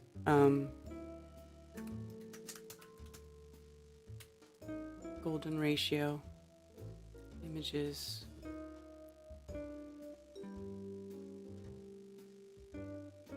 Golden ratio. Oh, here, let's look at this golden ratio in plants. Here we go. The Fibonacci. I guess that's what I should have. The Fibonacci, the branch. The 1, 1, 1, 2, 3, then 5. It's fractal. It's fractal. Everything manifests itself in this sort of fractal pattern of the phi ratio, right? The 1 to 1.618. So you're seeing this in multiple things. Every living thing, every organic thing expresses this sort of signature clue that it's all being driven by the same force, right? So when you have, this series of elements inside of this enclosed system, and everything is essentially animated or driven or of the same source, then everything as it grows and plays out its program in turn is going to express that program, that signature in everything that you see, everything it does. And so when you have that, all of these similar things inside of this enclosed environment being driven and of the same source, things start to look like each other. So what else looks like this? Okay, so river system images. Okay, look at this. What does that look like? It's the same thing. 1, 1, 2, 3. You know, on a much grander scale. You're seeing nature express itself and show you what's driving it. So, what else looks like this? Let's look at this. The Grand Canyon. From above. Let me see. From above.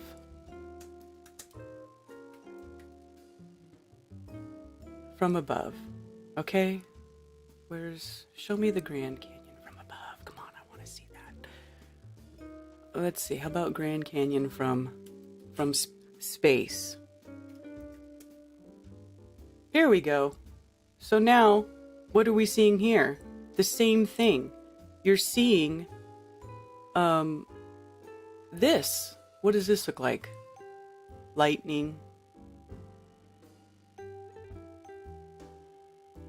Circulatory system. The rivers, the tree roots, all of it looks similar because it is of the same source. Because it all is driven by the same thing. It's all existing in the same enclosed universe. This universe follows these proportions in anything that happens, anything that creates, propagates, anything. Whenever something manifests, it manifests expressing the signature of the creator and therefore showing similar looks across different things. Does this make sense? This is why, in my mind, this is why everything looks the same. It's not because, you know, I don't think the golden, what am I saying? What am I trying to say? The Grand Canyon, like, people want to say this is mind. I just don't think so. I am seeing a part of the creation that when this place was created and manifested into reality for us to be here, that this is just part of it. This is part of the creation. This is another signature showing you that it is of the same source as everything else. Do you know what I'm saying? Like, I don't think that just because one thing looks like a tree, it is a tree. I think it looks like a tree because it is created of the same source. The same source energy that grew that tree, grew that mountain. The same source energy that formed the Grand Canyon, formed these rivers. And so therefore, that's what you're seeing.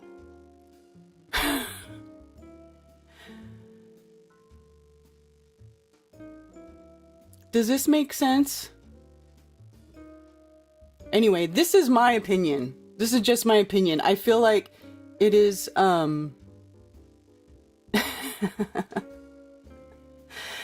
know everybody loves their big fantasy, mystery, history. There were giants, there was this, there was another fantasy world here, there was another this going on there. But, you know, remember, we have to get back to basics here. I feel like people have gone on too many tangents. This is just my opinion. I love you guys. Please don't hate me. But I feel like people have gone on too many tangents. And things have gotten so far from reality that people don't know what the difference between what is real and what is fantasy anymore. And I just feel like everybody needs to stop. Time out. Time out. Okay, time out. You guys, hold on. let's go back to the beginning and go back to Occam's razor, where the simplest answer is probably correct, right? Because that's what nature is. It's simple. It follows, just like water. Water follows the path of the least resistance. Whenever trees are growing or whenever things are, you know what I mean? Like, everything goes with the flow. It goes with the easiest route. Even nature. We are the ones complicating shit. Humans complicate shit. Nature is simple. Humans complicate shit. This is my opinion.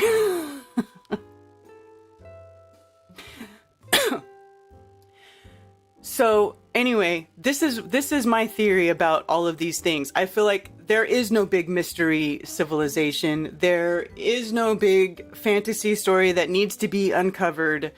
It's very simple. This is it.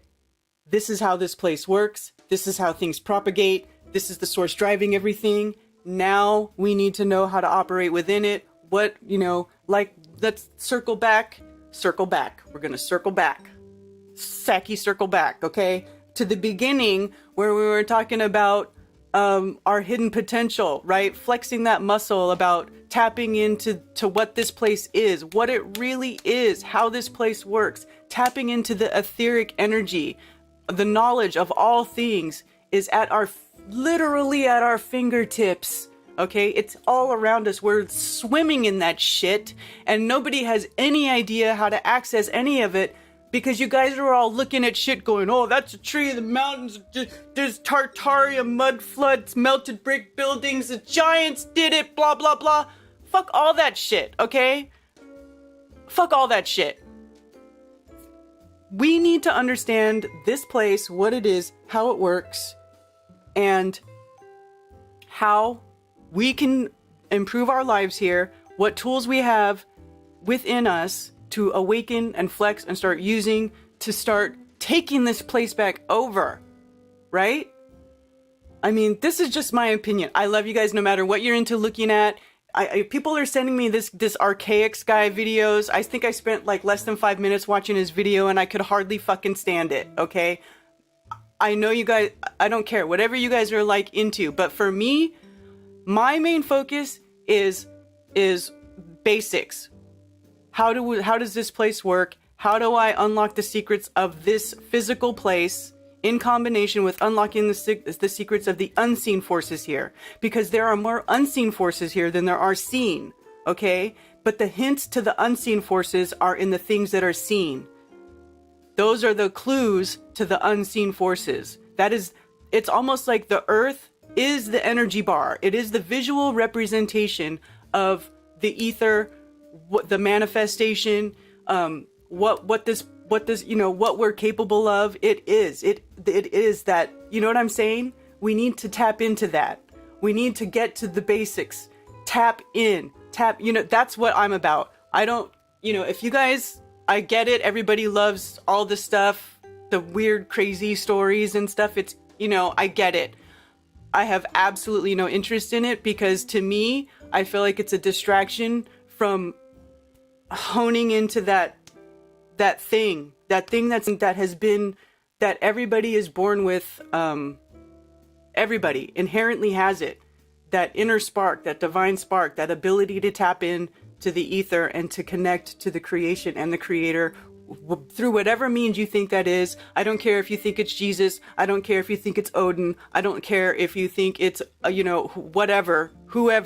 whatever you want to say. I just like to use the blank name creator, existence, because you can't really go wrong with that, because it is what it is. It is existence. It is a creation and it does exist. Okay. So, and that's where we are here in it and we are part of it. So my interest is learning how to tap into the unseen forces of this creation to get out from under the lies, the deception, the guise, the darkness that is trying to take this place over. Maybe that's, that goes back to part of like the manifesting in a positive way, right? Like you have to not think about things in terms of a destructive manner, like tearing things down. You got to think of it in the way of building things up. We don't need to tear down the other side. We need to build ourselves up, because in that is, increasing, that is multiplying, that is in line with creation, as it says, if you read the Bible. But the Bible, I'm sure, is not the only one who says it. Go forth and multiply. Like, that is the purpose right here. The Creator wants this earth to be inhabited, because that's, why else would you freaking make it? Okay, so that's what it is for me. And I forget about brick archways melted 40 feet underground. But you don't know that it's melted. Water, here's the other thing. It's pretty indisputable that there was a flood, okay? A flood of mass proportions at some point in time. And I want you guys to see and understand, and maybe you know this, water is one of the most destructive things on the plane. Water causes massive erosion. You cannot leave shit in water. It will rot wood. It wears down rocks. Okay? I even, in the 5 years that I've lived on this property, there's a creek that runs through my property. In the 5 years that I've lived here, I have watched the banks of this little creek, this little spring-fed creek, change, because water is the most destructive force on the earth. Water gives life and it taketh away too. It's like both. It could be both. So that could be a remnant of a flood, just as easily as it could be melted. Shit that looks eroded away underwater can also look melted, but it's easier to reconcile the water damage than it is to reconcile the mystery plasma apocalypse meltdown. In my mind, this is just me personally. But I don't know either way. I could be wrong. I always say I could be wrong. I like to stick with Occam's razor, and the simplest explanation is the most likely to be true. Okay? So when we have all this evidence and different cultures and stuff around the plane have this account of a major flood, well, that to me is right alongside with the damage that water can do. All right, rushing water, moving water, water could be very, very, very destructive. It's why it's associated with rebirth, right?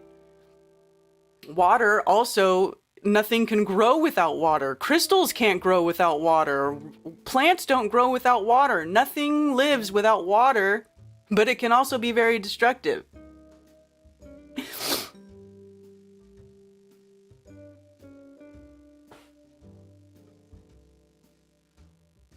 Yeah, but here's the thing though. Finding the source of that action is the problem for me. Finding, reconciling the source of the problem is that's the thing. That's where I have an issue, because I can't.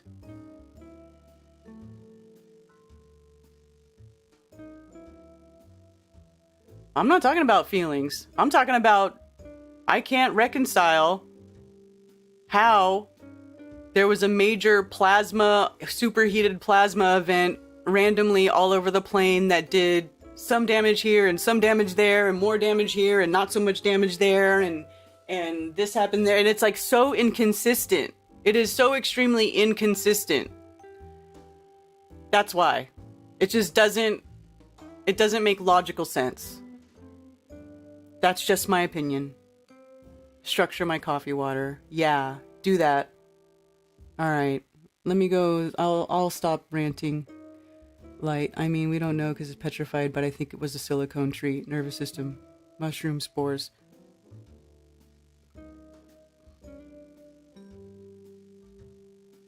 Find any garnets in that creek? We find a lot on our NC property. I have not found any garnets. My property and NC, I love the Carolinas because it's like loaded with minerals and there's mines all over the place.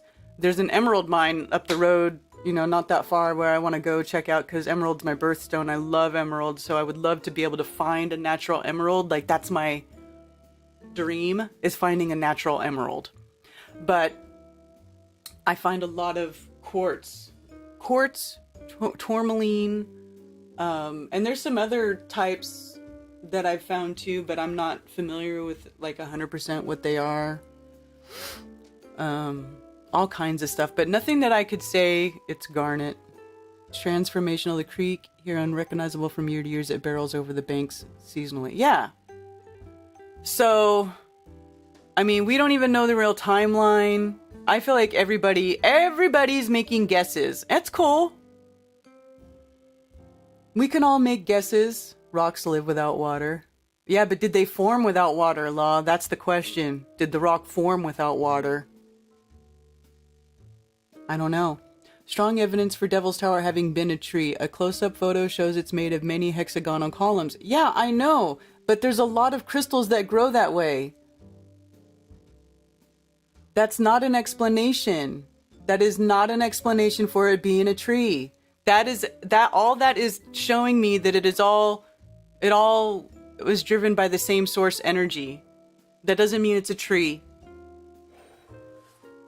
And nature makes all kinds of hexagons. Look at when bees make a hive. Their hive is a hexagon. When wasps make a hive, their hive is a hexagon. Okay? Like, nature loves the hexagon shape. Nature freaking loves it. So just because Devil's Tower is a series of hexagonal columns does not mean it's a tree.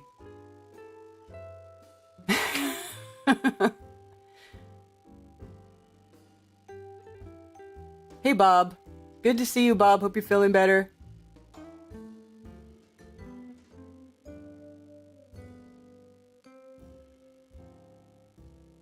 Water erosion is inconsistent, but Daryl, what caused the melt? That's the problem. You guys don't have a viable explanation for what caused the melting, whereas the Earth is already covered in freaking water. There's 71% water. So there's tons of water around to have caused those things. But what caused the melt? That's what I want to know. Underground says, Stellium 7 did the best example I have seen recently was showing how the anatomy of the Titan in the Spain he came on the... Oh, I know. I've seen that. But crystals are organic. I don't get it. That crystals are of the earth.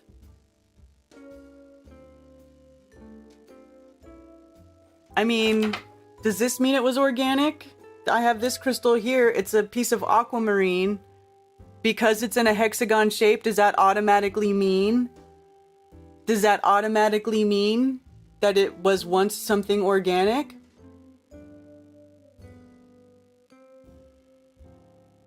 I mean, you guys, the logic, I just don't get it. Not a melt, a circuit, but how? God caused it.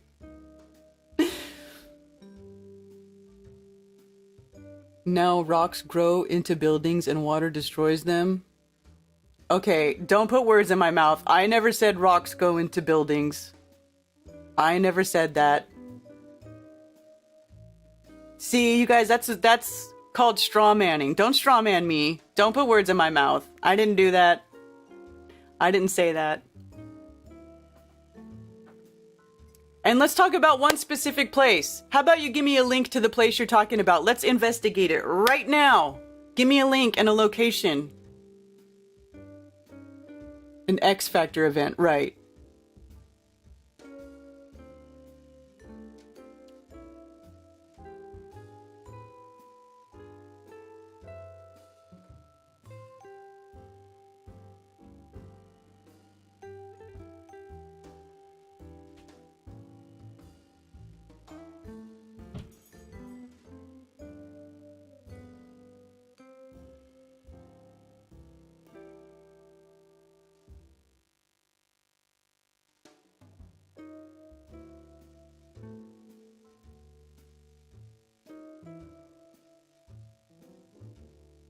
We'll do it live. Fuck it. Yeah. I don't mind looking. I'll look. But I mean, I gave you guys my explanation of what I think. I think that and I know, like, people, I know you guys think it's incredibly boring. I could tell. I know people think it's boring, but I just gave you my rundown of what I think. I don't think there is a big mystery civilization. I don't think there was a mystery titan giant whole civilization. Now, that's not to say that at one time there were not a few titans that existed who were starting some shit and then wreaked a bunch of havoc. Like, I get that could have happened, and I don't deny that. I know everybody thinks that because I don't believe everybody's fantasy story that I believe the official story, and that is not true either. I don't believe the official story about history. I don't believe the official story about geography. I don't believe any of that crap. But there is truth in some of it. There has to be truth in some of it, otherwise people wouldn't believe any of it. They always mix the truth with lies. They blur the lines between reality and fantasy so that nobody can tell the difference. This is why it is so important to learn how to access that inner voice, use your field to upload and download information from the ether, because we have been so lied to about everything. How are we going to find the truth? Are you going to trust some person to tell you the truth? I don't trust anybody to tell me the truth anymore. And this is why I like to get into the deep, the telepathic things, the strengthening your telepathic abilities, the getting into the subconscious, tapping into that dream world, the etheric world, and maybe making like a branch of connections with other people across the plane and focus on one thing and maybe start to try to uncover secrets that way. Like, go straight to source and tap into the record directly and try to extract that information and see what messages people are giving or people are getting. And then through different accounts, people sharing the information they get, whatever it is. Some of it could be, a lot of it will be nonsense, there's no denying that. But if we look across what everybody says or what everybody sees and we find the common themes or the common things, then maybe as time goes on, we can hone that. Last time we did a group dream seed or vision quest, I don't want to call it a meditation because it's like, I don't think it's not the same as a meditation. I want to say it's like a vision quest, right? Sort of, where you, that might not even be the right word, but where everybody collectively focuses on a subject or a question, a wonder, like I was saying earlier, the North Pole, and then we all compare the information that we get, and then if everybody gets a common thing, if we look through what everybody says and we find another little thing in there, like a little nugget of information, then the next vision quest could be focusing on that, right? Like, oh, we all got this and that, so now let's close that scope in a little bit more and focus on this little piece of information. And then maybe as time goes on, we can start to peel away those different layers and start to get down to what really is the truth. This is something that I think could be really awesome.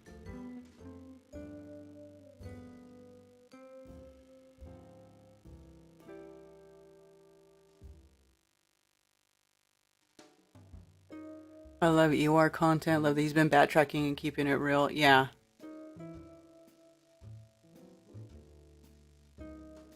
Yeah, and he also has been doing the talks with Wooden Nichols, who's another guy who his channel started out, I guess, him being all into Tartaria, blah, blah, blah. And then as he did research, he came across stuff that was contrary to what he had initially thought.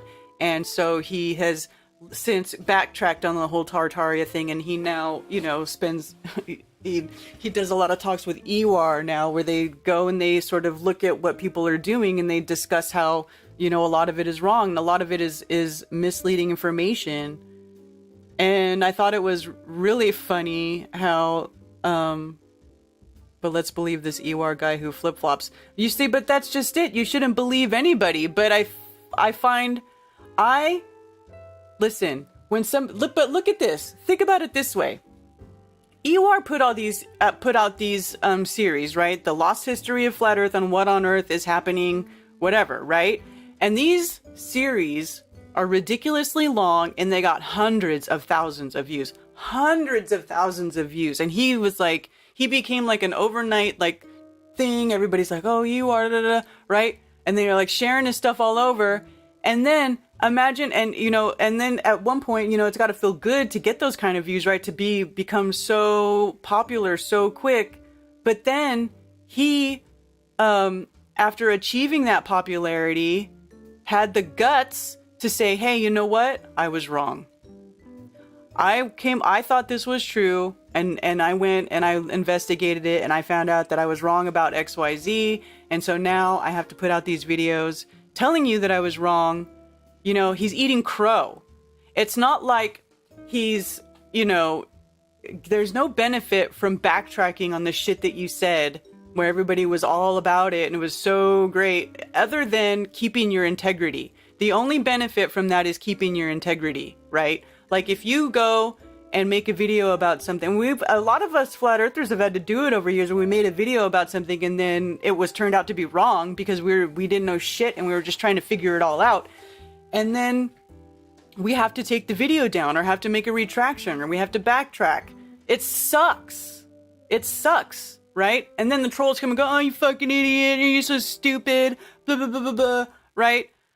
So it's not fun. So for me, whenever I see somebody like that who made a very popular series, who, you know, like that, to that level, and then them turn around and backtrack and eat crow on everything that they were saying, I have a lot of respect for that, because that to me shows integrity. That shows to me that, you know, he cares more about putting out truthful information than he does care about being trendy or getting the clicks or being popular, which is what I think a lot of these other people do who go along with this stuff. I feel like they do it because they're getting the clicks. They're getting, you know, the popularity from it because it's a popular subject.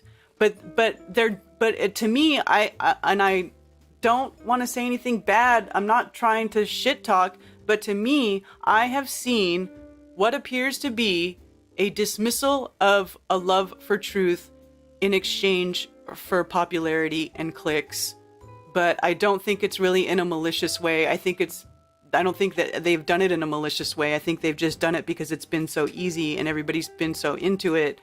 You know, it's just sort of, it's another breadcrumb. It's a deception. It's a distraction, in my opinion. I could be wrong, but you know, maybe having you guys go and check all that stuff out is a way to vet that out.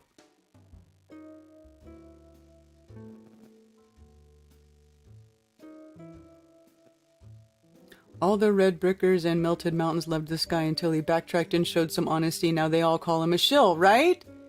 See, and that is confirmation bias. You know, I see a lot of confirmation bias too. Like people have become so married to these ideas that they refuse to see it any other way, and they just look for stuff that backs up their story, but then they conveniently ignore or don't look at the stuff that is contradictory to their story, right?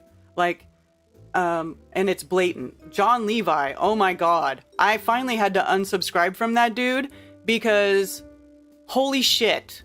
And even Ewar and that Wooden Nichols guy, where they were talking about like the complete lack of research. Like, I'm not going to sit here and tout like I'm the greatest researcher. I am not, but I know enough to know when somebody isn't there doing their own due diligence on stuff, right? Like every time I was watching one of those guys' videos, I was yelling at it because I was able to, I just found so many holes and so many problems in the way the information was being presented and what was being presented that I just couldn't stand it anymore. It just becomes a source of frustration for me. So I just stopped. I just stopped watching it. I unsubscribed, and I'm just like, you know what? I'm not going to waste my time with that anymore because it doesn't do me any good. It's not putting any, you know, good feelings or positive, you know, energy in my environment. It's making me emit negative energy because I'm feeling angry about the deceptive things that I'm seeing being said to people, and then I'm watching all the people in the comments believe it and go along with it, and I'm like, oh, Jesus Christ, you know? So I just stay away from it. And, you know, and I know,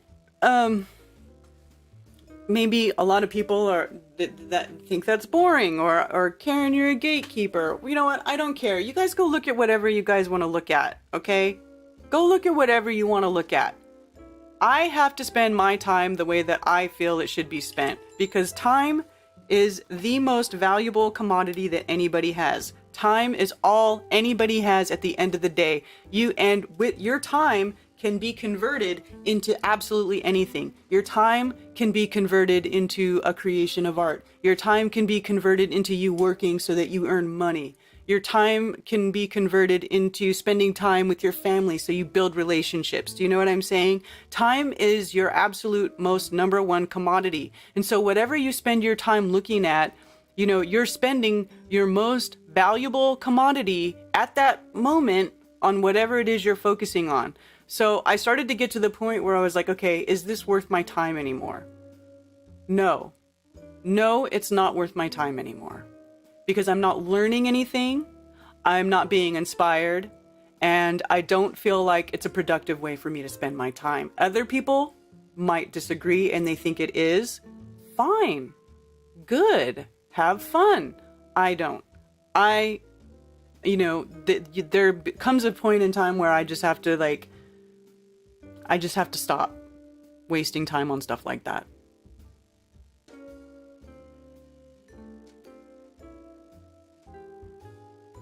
Now, I just see people calling him shill right away. Ha ha, now he's not a shill. Well, first of all, I know I never called him a shill because I don't shill call people, because people did that to me very early on, like Eric Dubay. Like when I had 6 months after I made my channel, he was calling me a shill and putting me on his shill wall Hall of Fame. Okay, I don't do that because I don't have any proof either way that anybody's a shill. Okay, I don't do that. I know that there's people that I like and that I don't like. I consider people to be jerks and some other people to be cool. Eric Dubay is a jerk. Bob is cool. Cammy's cool. Everybody else is, most of the people are cool. Most people are cool. Let Glowbusters know that 24 Hours channel is down. I think you just did.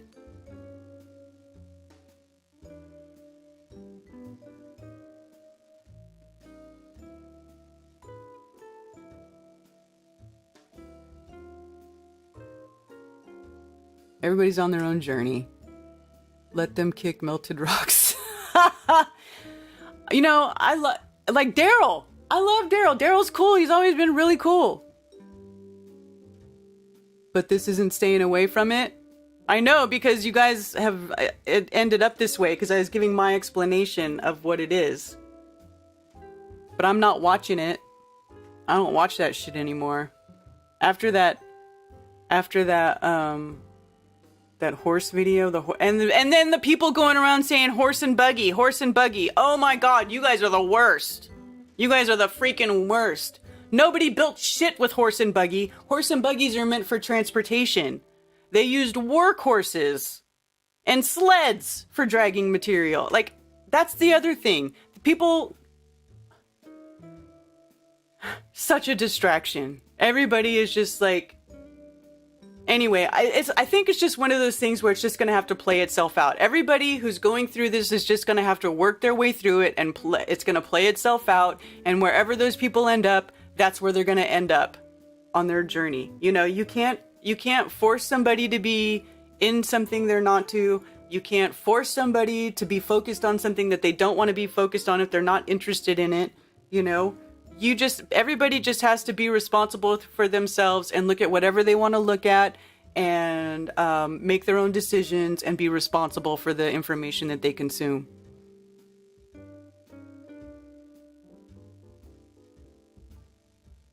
Buggy with Mayor.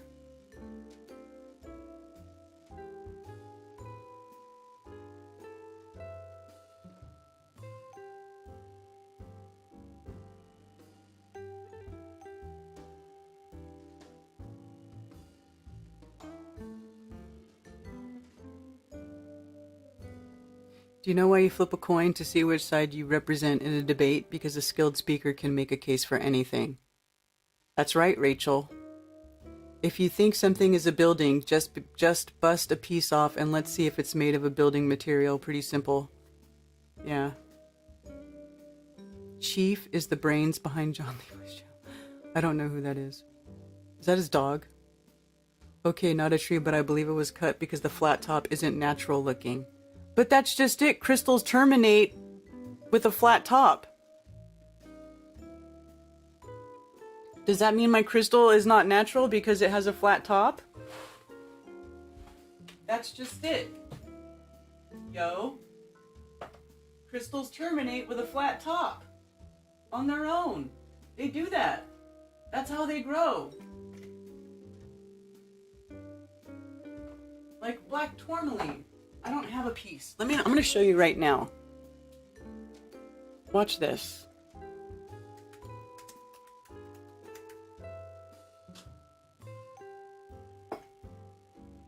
So most black tourmaline looks like this, like the pieces I just showed you, but some of it you can find naturally terminates at the top, flat. Let's see, black tourmaline. I think that's how you spell it. Yes. Yes. Look at this. Here's black tourmaline crystal. Terminates with a flat top. Well, this has a point, but they also do it flat. Tourmaline. So here is a piece of tourmaline columnar crystal that terminates flat or near flat at the top. Here we go. Tourmaline crystals with a flat side.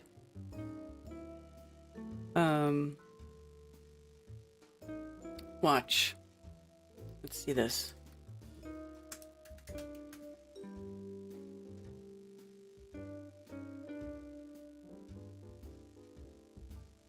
Okay, this is showing me cut stuff. But here, let me see, maybe if I do just tourmaline. Not black here we go. So here we go. Here's a piece of tourmaline. Remember I was telling you earlier that it grows green and it'll fade to pink, and look at the top. It's flat. Flat. So you guys, crystals terminate in flat on top. That's how they grow. Here's another one. This is another column crystal, and it has terminated flat or near flat on the top. Okay? They do that.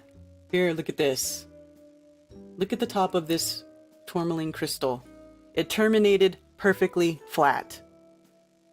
Crystals grow that way, you guys. They grow that way.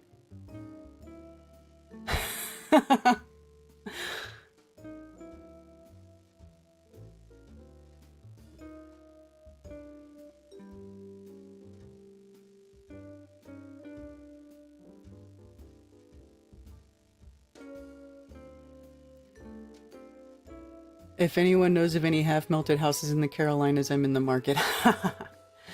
Right, Alex? Actually, Alex, I own a house that's half-melted across the street. It literally is half-melted. And you are welcome to it.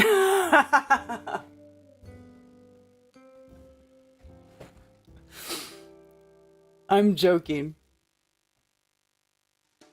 I'm joking, but it is pretty much, I mean, you might as well consider it melted. Anyway, I just consider it, you guys. Just think about it. Just think about it. Okay? Like even this crystal I was showing you guys earlier. Look at this. Think about when you see like a mountain, like a series of mountain peaks. I mean, doesn't this look like something like that? Like it could be like a series of mountain peaks. Just picture like, you know, water underneath here. Like imagine here's the water, the pond, and this is the mountain and the foot of the pond at the mountain, right? But this mountain is doesn't have dirt and rocks and trees and foliage growing on it because it's tiny crystal. But a giant mountain-sized crystal open to the elements could have dirt and trees and different layers of strata on top of it, making it look as if it's just a mountain, but it's actually a giant crystalline formation. Crystals are starting to piss you off.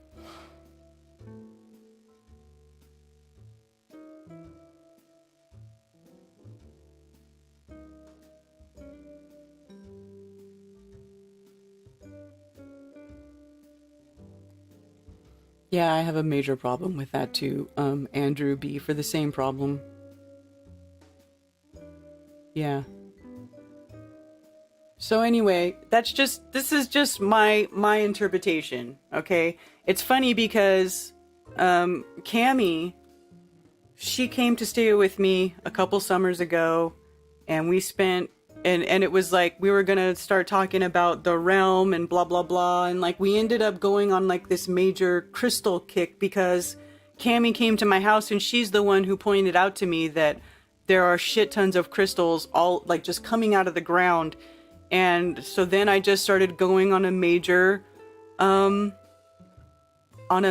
crystal bender, learning about crystals, looking at the rocks in my backyard. It was like I was so drawn to it, and I feel like this is why I was so drawn to it. Maybe that's why, because, you know, this is my offer. This is my explanation for what these formations are that we're seeing around that we can't explain. Now, I'm not going to say that this is 100% the answer to everything, every land formation that we see. Obviously not, okay? Some things, and now it is clear in my studies of crystals that biological bodies can in fact be crystallized and petrified and replaced by crystal material. That's what opal is. Calcite grows inside of crab shells and seashells all the time. I've shown examples of that. So yes, biological material can be fossilized and crystallized over time, as we've seen with petrified trees. Like, I am not denying any of that, but I think there's like a hodgepodge of what's going on here. I think there's some formations could be titans that have been petrified. I think I think that would be the exception, not the rule. Like when you go around and say, you know, one thing is this, so everything is that. I think that's where we're making a big mistake. We can't just, you know, apply this one thing to everything. There is no one size fits all. There is no one. Stones are crystal, Lev Kung Fu. Stone is crystal. Like precious stones. Have you heard diamonds called a precious stone? Stone is crystal. It's just different compositions of material. Not all of them are going to be pure. Like, see, this on the screen is a tourmaline, right? And that is the purest, this is the purest form of this mineral expressing itself, which is why it's translucent and it's so gemmy. But all of the mountains and stuff, it's going to be a conglomerate. It's going to be a mixture of different minerals, which is why they don't grow in perfectly terminated crystal points. They grow in a mass like this. Most of them are going to grow in a mass instead like this, because it's got multiple minerals there. So, and typically, scientifically, anything that has more than 3 minerals is not a crystal, right? Then it becomes something else. Crystals are, to be a pure crystal, it has to have like less than 3 minerals, and I think something like that. I could be saying that wrong. But most of the mountain ranges are going to be blends of different minerals, but they still are technically in crystalline form. But to petrify a crystal, can that be done? Isn't petrification is the crystallization of a tree, right? Petrification is the crystallization of an organic material. Cammie, am I right? You can get on the phone and talk to me whenever you want. Oh, I have a caller. Let me answer this call. Thank you for calling Coffee Talk. You're on with Karen B.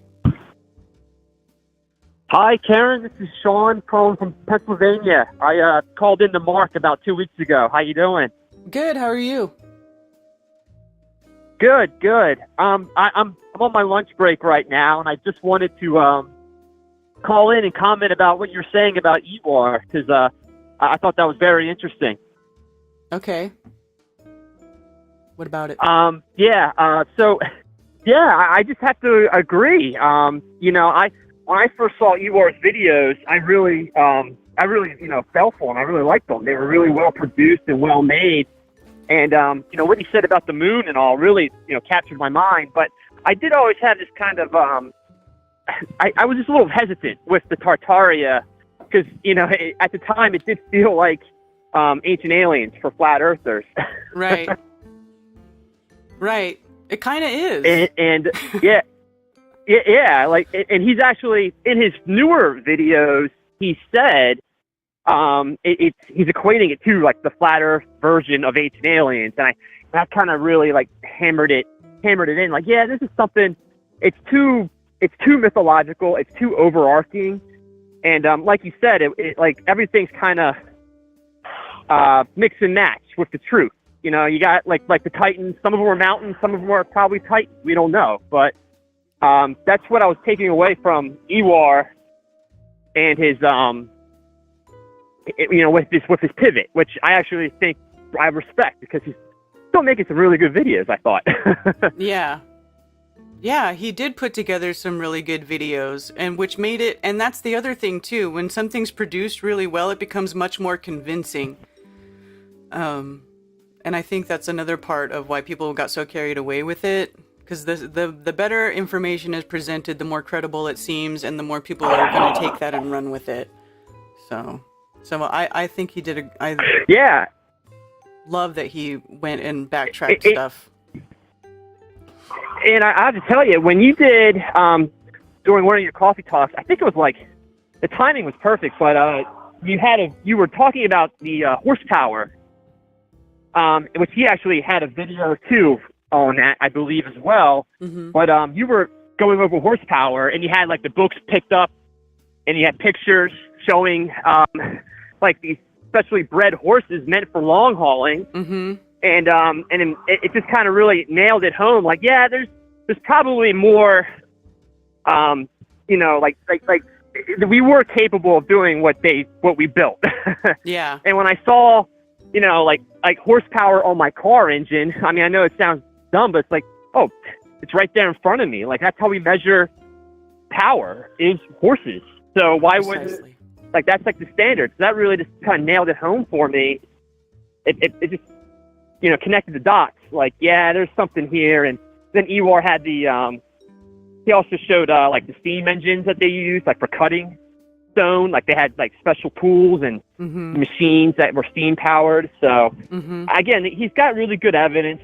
He's still on to something. I can feel it. And I know he was on Wood Nichols last week. They did another podcast and they were talking about it. And it's just a shame about how people they just like, oh, he's a shill and all that. And I know it's easy to call him that, but he's still got he's on to something. I think it's wrong to just throw them all out. Well, yeah. I mean, everybody can pretty much agree that the history timeline is a lie, that they definitely fudged the timeline, and that they lied about a lot of it. Like, everybody knows that. So it's just everybody trying to figure it out. But I think sometimes people get carried away with those fantastical stories. Like, it sounds so, you know what I mean? Like I feel like everybody's trying to get back that initial enlightened feeling when they find out that the Earth is flat, like that rush where they're like, whoa, holy shit, you know what I mean? Like, I feel like everybody's trying to get that back, like an addict. Like they're like an addict looking for that next big rush of thing, you know what I'm saying? But not everything is gonna be like that. Yeah. Yeah, no, you're right. Yeah, I mean, like I said, when I saw those videos, I had that rush all over again because it just made it kind of like solidified. Like, yeah, flat Earth. Like, what else are they hiding from us? And I still recommend the videos for people because it does give an overview of the theory. I kind of treat it like it's the spaceman theory, the alien UFO. Like, yeah, that's nice and all, but it's not something I don't dedicate my time to it as much. I still like the history part, and which is why I still, watch his videos and wait, all the time for his videos. I do think he's really onto something. but it's not something I focus on anymore. For me, it was the moon on those videos that really like blew my mind. And, you know, I remember I commented on one of the Vibes, the Cosmos channels, like just kind of trying to get like an idea of, you know, like, hey, is there any precedent for this information that you guys have? And it was, you know, the same like responses. They didn't respond, but someone responded like, you know, look at ancient texts and all. And, but I mean, if the history is messed up, they wouldn't know anyway. So. Right. Yeah, I had some woman like say... I said, I'm on my lunch break. Okay. So. All right, well, thanks for calling.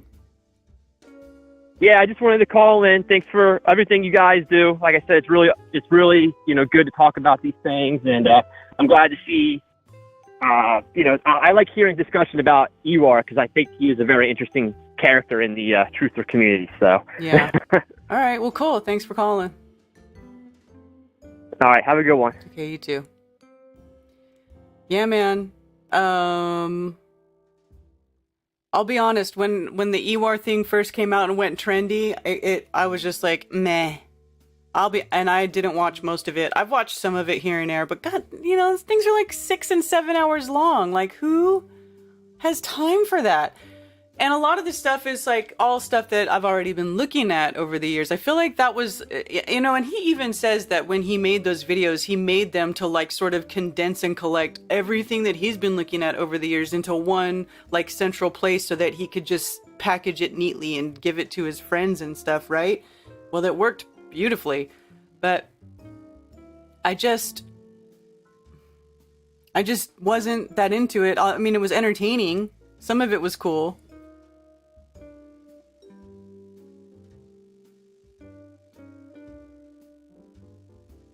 What's its opinion, though, not observation? What's opinion, not observation? How long are you staying on, Karen? It would take me 5 minutes to find headphones and grab coffee, etc. I don't know. I mean, if you want to come on, we can for a little bit. I won't be staying on too much longer.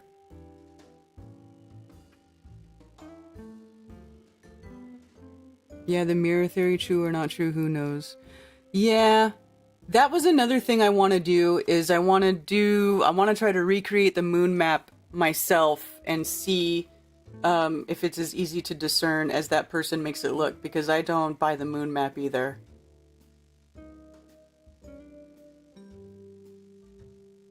I know. You know what? I'm the flat earth debunker.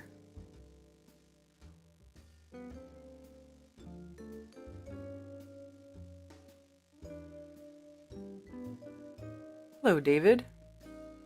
Harbor, over there in Rockfin. Composites or conglomerates, yeah.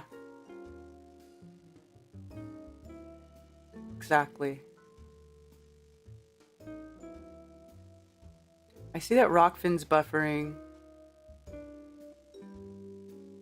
What's up with that? Oh, let me check.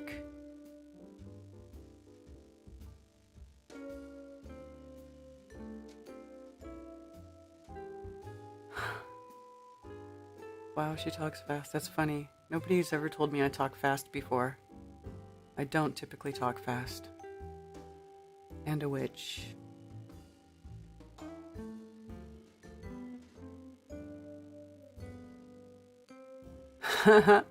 Not the debunker of flat earth, but the debunker of flat earthers. I like to debunk flat earthers because flat earthers be getting on some silly trips. Like the sun simulator. You know? I'm just one of those people, like, I feel like a lot of people got into flat earth, and then they were, when flat earth was put in front of them, they were like, that's bullshit! You know, immediate response from the programming, right? That's bullshit! Prove it, blah, blah, blah. And then this is everybody's reaction, right? And then they go and they scrutinize the shit. They scrutinize the shit out of it, right? And I feel like with all this other stuff that's come up, it's like people became comfortable with the flat earth and became comfortable with knowing that and in that, right? And then after that, this other stuff came along, and then they just decided not to keep doing the scrutinization thing. They just decided to be like, oh yeah, that sounds right, let's go with that. And then they go and they look for other stuff to confirm that stuff rather than scrutinizing it to see if their newfound information is true or not. Not buying the moon map, flat earth ship bear, yeah, me either.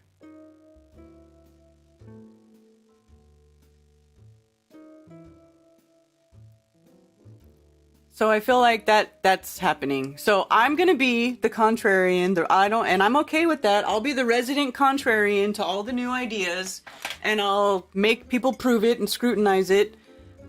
You know, at least that's what I do for myself. Because you guys, I believed lies for 38 years of my life.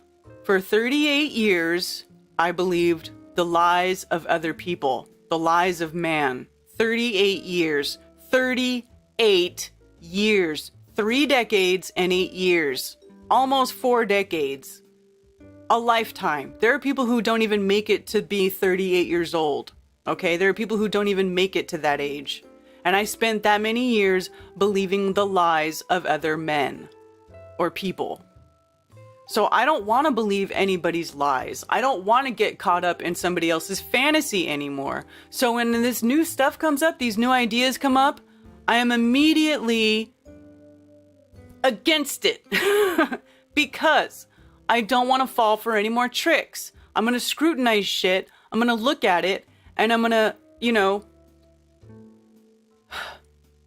listen to my inner voice. Tap into my inner intuition.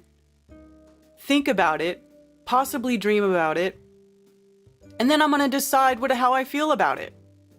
If I think there's any truth there or not. Look for signs that show me there is truth in there. Maybe get a clue or something that tells you that it's worth pursuing that particular breadcrumb of information. But I'm not just going to very easily, just right off the bat be like, oh yeah, and just start going along with these fantasy stories because that's what got us here in the first place. And I don't want to waste any more time, being married to some idea that I can't prove. I'm not going to be married to any sort of idea. So this is how I approach things. So I don't, and I don't care what other people do. If other people want to go, and go into these things, that's fine. But for me, I just can't. I can't allow myself, I refuse to allow myself to be caught into another deception. And that deception, and I know that a lot of these flat earthers, but they know the earth is flat, they're looking for truth too. Okay, that's great. But, and I'm not saying they aren't, but I don't know where their inspiration comes from. I don't know their process. I don't know what they look at, how good their discernment is. So at the end of the day, everybody has to make that decision for themselves and sort of decide, what your time, your most precious commodity that you have is worth spending on. Okay? So for me, it's almost like it has to go. And I'm realizing this now, even saying it out loud, that I've sort of developed like a subconscious checklist about things in my mind. Like, it's almost like that rule when you're about to say something, like, is it good? Is it informational? Does it help? Is it helpful? Right? You have to ask yourself these questions about it, right? Is this going to help me achieve what it is I want to achieve? Is this in line with my goals? Is this going to help me attain better knowledge? Is this going to widen my understanding of this place? Is this going to give me some sort of valuable information? Now, even so, and that's kind of how I go about deciding, what I'm going to get into or not.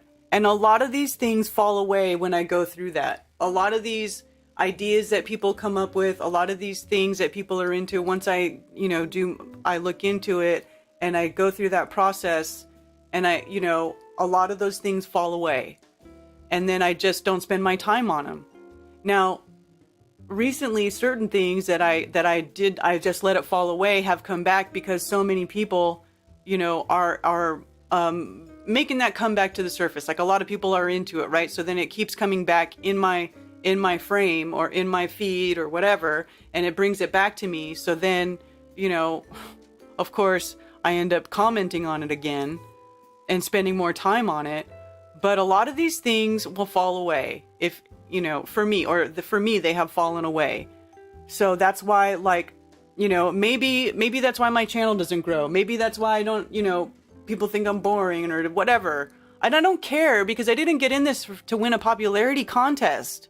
This isn't about a popularity contest. This is about being the best version of myself that I can be, learning how this place works so that I know better how to equip my children so that they can be the best version of themselves when they grow up, and not be falling for people's tricks and deceptions or be fooled, so that they can be intelligent and make informed decisions. You know what I'm saying? Like, this is what I find to be of the utmost importance. And maybe we'll never know the truth about what happened in our history. We can only find clues. But to me, I feel like spending too much time on that is taking away from the other part of this, which is undoing all of the shit that has been done to us from the time that we were born and lied to. Like, basically, that's what happens. You have to go back and start undoing all of the programming that has been done to you in this place, under the rule of this beast system that is covering, that is hiding you like a wall between us and the real reality, the real realm that we are meant to live in, right? That's what I'm into. So, yeah.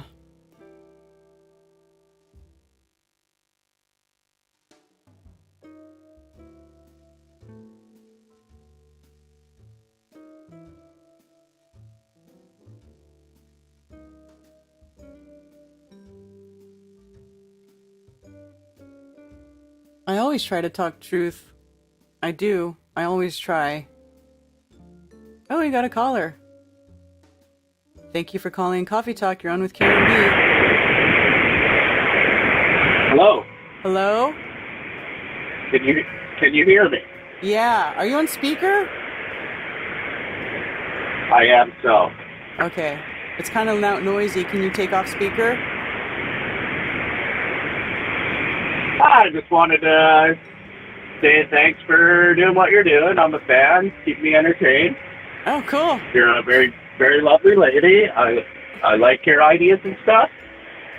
I'm not 100% sold on being a flat earther, but there are some things that I do question. And I do think we're in, I don't think they're telling us everything. Definitely not.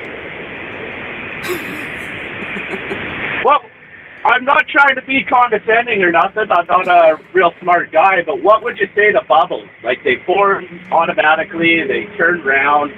Kind of seems like things turn round, right? In nature. I just don't know. I get, like, it don't feel like we're moving a million miles an hour. It don't feel like we're spinning or nothing. It does feel like we're stationary. I live in the plains of Canada, and it's fucking flat here.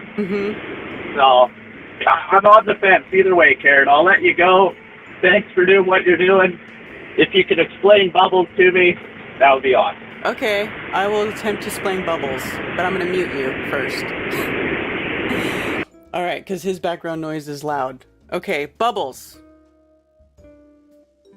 I have a theory about bubbles.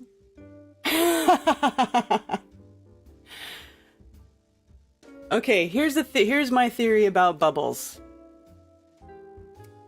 Okay, people like to say that a bubble is the natural shape, form that mass takes, but that's not necessarily true, because as we see with crystals, it takes all kinds of shapes.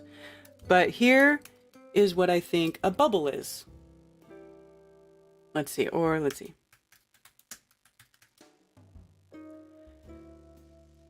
Boy, the images I'm getting... I didn't say Earth's magnetic field.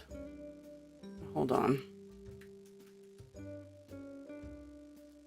Wow, I hate you. Search engines. Even DuckDuckGo is totally compromised. But I'm trying to find a picture of a full magnetic field. Okay, so here's a magnetic field. Oh, actually, I think I have a better one right here. Let me,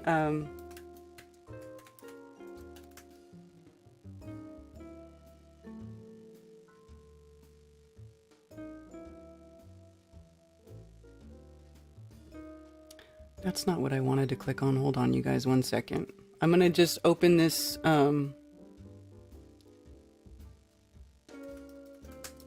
this one PDF that's gonna have the visual that I need to do the explanation that I'm thinking of.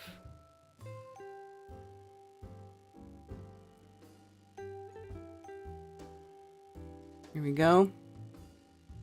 Because clearly that search engine's not gonna freaking show it to me. Okay, so this is a book called Uncovering the Missing Secrets of Magnetism. This is the book that Ken Wheeler wrote on magnetism. And in here, as you can see, he's got a bunch of images of a magnetic field. This is sort of a thing that like a realization I came to a while ago when I was getting everything ready for my talk too, because everything is electromagnetic, right? Like, let's say if you agree that we live in an electric universe, okay? Then what is electricity? What is that? What does that look like? What is that what is a single point of energy? Actually, this is what I think an atom is. If you look up an atom, when they try to tell you what an atom is, all their drawings, if you look at it, their BS diagram, it actually, if you think about it, and they tell you it's in motion, it's the shape of a toroidal field. I believe, can't prove it, cannot prove it. This is just me talking, my theory, okay? I want to make that full disclosure here first. This is just my opinion. I believe that what they're telling you, truth in plain sight, when they show you this, is they're showing you that a single point of energy is a magnetic field, is an electromagnetic field, a toroid, if you will, a toroidal field, which is also a bubble. It's the shape of a bubble. So when you have these things that have no resistance, right? Like they're not very solid objects, such as a bubble or an air, right? And it is charged or not dense enough that it will float. You know, it's less dense, like a bubble, right? Like a bubble full of helium or a balloon, right? It's expressing itself in this toroidal shape because there is no resistance there. If you have a gas or something, like some sort of material that is not a solid form, then it can very easily follow the form and shape of a single point of energy, which is fractal, which is a toroidal field, which is, you know, super, super small. Like the smallest point of energy is going to be a toroidal field. Actually, let me go back to the Earth's field, right? So it's fractal. So the toroid looks the same super small as it does big. An electromagnetic field expresses itself naturally in a spherical shape, a round shape, the shape of a bubble. So what is a bubble? A bubble is that material or that energy expressing itself in a natural electromagnetic form, showing you the natural form of energy, right? With the least resistance. Does that make sense? I hope I'm explaining that right. This is just my opinion. So when you see bubbles, that's what it is. It's just, there's no, that particular manifestation, that material, that gas, that air inside that bubble doesn't have the resistance or pressure change that causes it to hold a solid shape. It is able to express itself in the most natural, pure form of energy, which is a sphere. Because the toroidal field is a sphere. Now, I just lost my second train of thought where I was going to continue. I was going to make a second point of that. But it is expressed, now, I know what I was going to say. Crystals, just so you know, this is a side note since we were talking so much about crystals today. There is no crystal that forms itself naturally in a perfect spherical shape. Now, there are crystals that, people carve them into spheres and stuff. But these are all carved. Like, there's no crystal that grows in a perfectly spherical form like this. There are crystals that form and they make, the formation is round. It's called botryoidal. I can't fucking say that word. It's the one word I can't say. Botryoidal. But, like, this is a little piece that I got from Cami. I love this freaking crystal. By the way, Cami, thank you again for gifting me this. But this is prehnite, and I forget what the other thing is. But see how the light green part, it's forming ball shapes? So it looks round, but if you really, really, really get close, it's bumpy, and it's not smooth. And at the molecular level, it is not a sphere. Here's another one. This is goethite. It's grown in a botryoidal, I can't say that word, troidal shape form, right? But it's not, at the molecular level, the crystal is not a circle. It's not a ball. There's no crystal molecule that grows in the shape of a ball. The only time that you see the natural ball shape appear is, other stuff, but not a crystal. So that's just another side note. But for me, a bubble is that.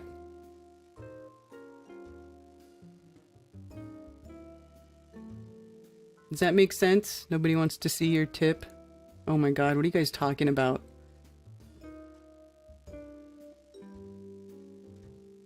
You can get tri-tip at Costco on the East Coast, Scooter. Costco's got tri-tip, and I've only been able to find tri-tip at Costco, and also from some of the local farmers will do tri-tip.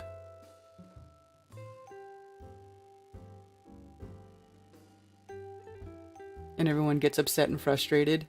I know. Can you put that in layman's terms?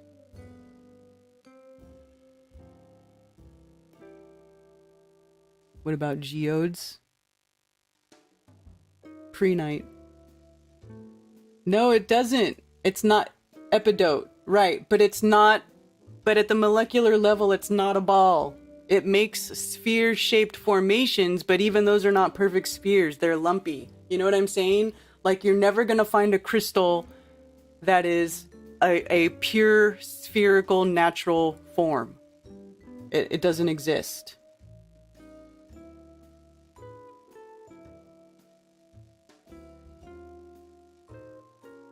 What about pearls? Okay, a pearl is not a crystal. A pearl is made inside of a clam. When a clam gets a piece of sand inside of it, and then it creates the pearl by excreting that stuff around the pearl, and then the pearl hardens, and that's how pearls are created. So a pearl is not a crystal. It's an amorphous material formed by the clam with sand in its mouth. Does that make sense? I mean, I can't argue on molecular level it's not round. Exactly, that's what I mean.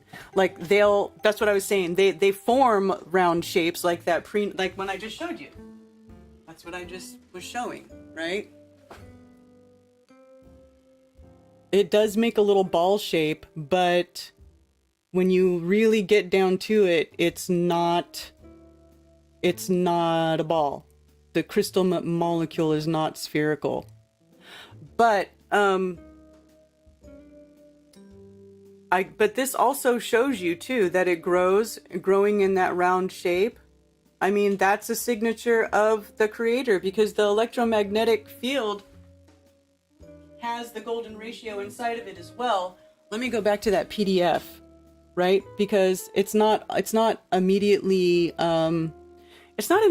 noticeable that the electromagnetic field is in fact following the golden ratio itself, but it does.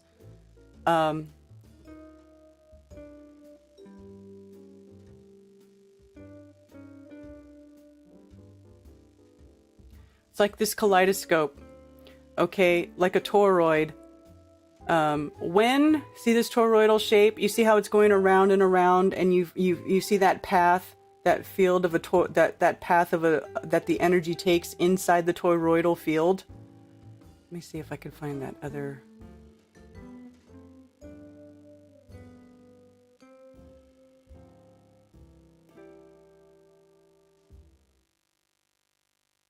Is it in here?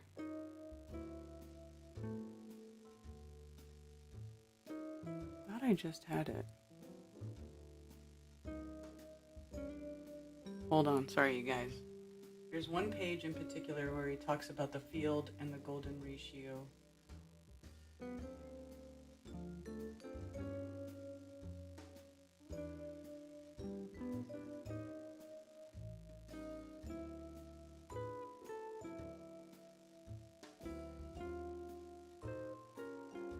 Here's platonic solids. Where is it? Ah. Here we go. Okay. Phi. Phi is part of the golden ratio. When you break a circle up into 3 parts, it's 137.5 degrees, 137.5 degrees, and then 85 degrees. And then that altogether makes 360 degrees, and that's how the circle is divided into the ratio of phi. That is also seen in the magnetic field. I'm still not finding the right picture. But here, you can see it.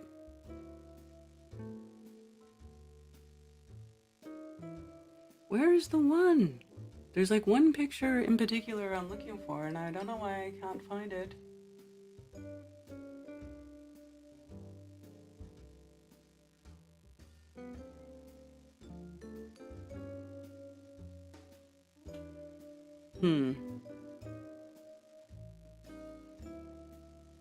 Oh, here we go. This one shows you how the center, the null point, right? And then it's going up and out and then in and around and out, just like an infinity sign. A cross section of a toroidal field is the infinity sign, and that is the motion that the energy makes within the field. And that also follows the golden ratio. All of it has the signature of the golden ratio.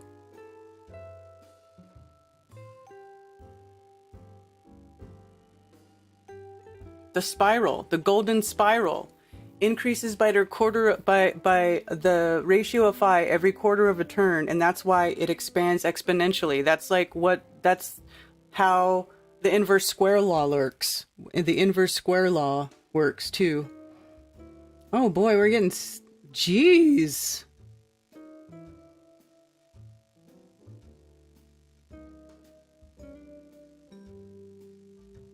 I was a jeweler for... Yeah, do you? So does Cammy. Cammy was a jeweler for a long time.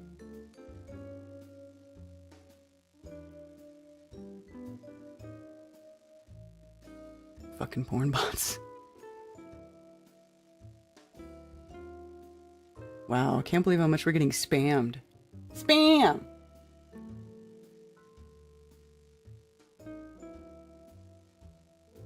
Wow.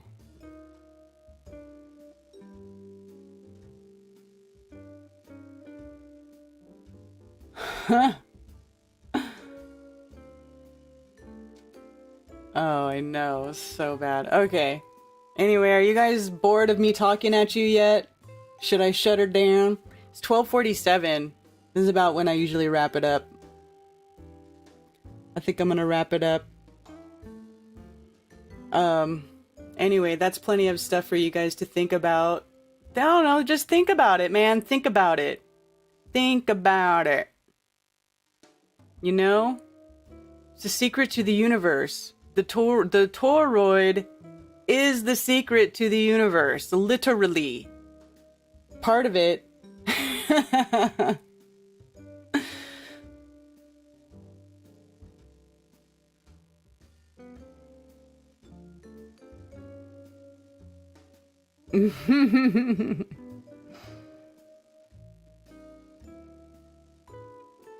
Nope, just got here. Oh. I know I start early for you California folk, you West Coast folk, but I think I am going to wrap it up because I got stuff to do today. It was 16 Alpha V, Cammy. Anyways, I really appreciate you guys being here with me once again for Coffee Talk today, and I hope you enjoyed the discussion, and I hope you guys don't hate me for not being into that Tartaria and stuff. I'm just not, but I think you guys are awesome. I think you're all great people. What the hell?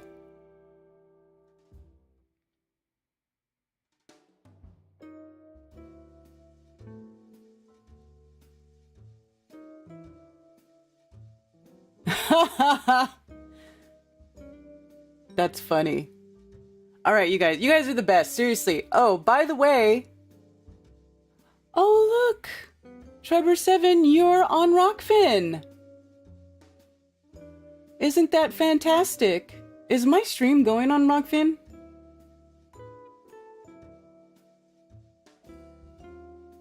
You guys, Trevor7, you got to check out this channel, the Trevor7 channel, because he is like one of the telepathic gurus on YouTube, and he's great, and he's a flat earther, and he's a really cool dude, and his channel is awesome, and I highly suggest you guys go check it out. Oh my gosh, look at all this spam. Spam.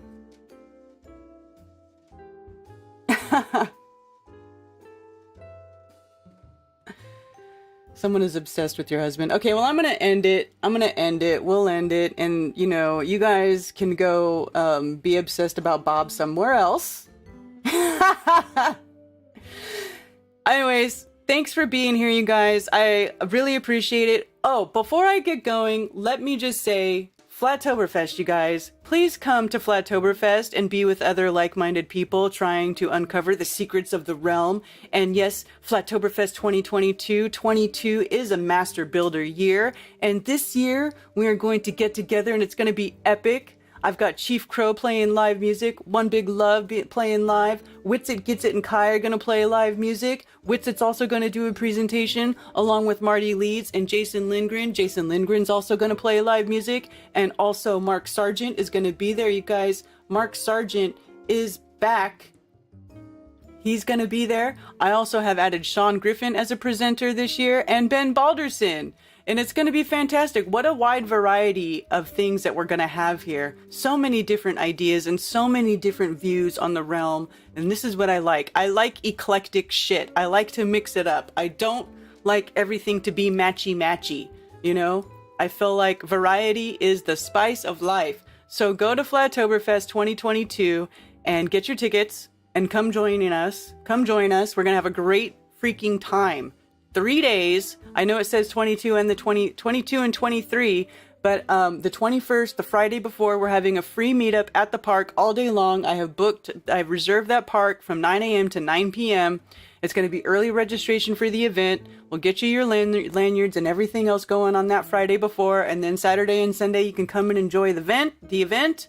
Okay? It's going to be a great time. On the website at flatearthfestivals.com, there is hotel information. In the hotel information tab, I have also added camping information. So there's a list there to campgrounds right near the venue. If that's the route you want to go, you can absolutely do that. Because we always still have really great weather here in the Carolinas in October. When I do my events, I typically have pretty good weather. Sometimes it rains, so just be prepared. But Paris Mountain Park is near the venue. So you can do that. And there's lots of hotels. And what else? What else? My schedule, I have not updated yet. I'm working on that. But you guys, get your tickets, book your hotels, get here, be here. This is going to be my last Flattoberfest on the East Coast for the foreseeable future. I'm not saying it won't ever be back, but I don't know. You know, I don't know what the future holds. And I know that 2023, for sure, I want to do a West Coast event. Okay, we're going to take it to the West Coast because there's never been a full-on Flat Earth conference on the West Coast. So, and I think it is long overdue. So that's my plans for 2023. So if you're a West Coast person and you haven't been to Flattoberfest yet, this year is the best time to go because it's, you know, next year it won't be this close to you. So with that, I bid you all adieu and much love. And I appreciate everybody's support and thank you for all your wonderful calls and chats and contributions. And thank you for being you and for putting that love of truth out into the ether. Cheers, y'all. And for those who wish to send me stuff through snail mail, you can use P.O. Box 10, Earl, North Carolina, 28038. Also, links below for donations and merch if you are interested in that. Anything at all is greatly appreciated. I do appreciate the support. Thank you very much. Also, please go to flatearthfestivals.com for all information about Flattoberfest 2021 and other Flat Earth Festival events. You can email me about Flat Earth Festivals at flatearthfestivals@protonmail.com, and for everything else, you can email me at karenbfe@protonmail.com. Thank you for being here.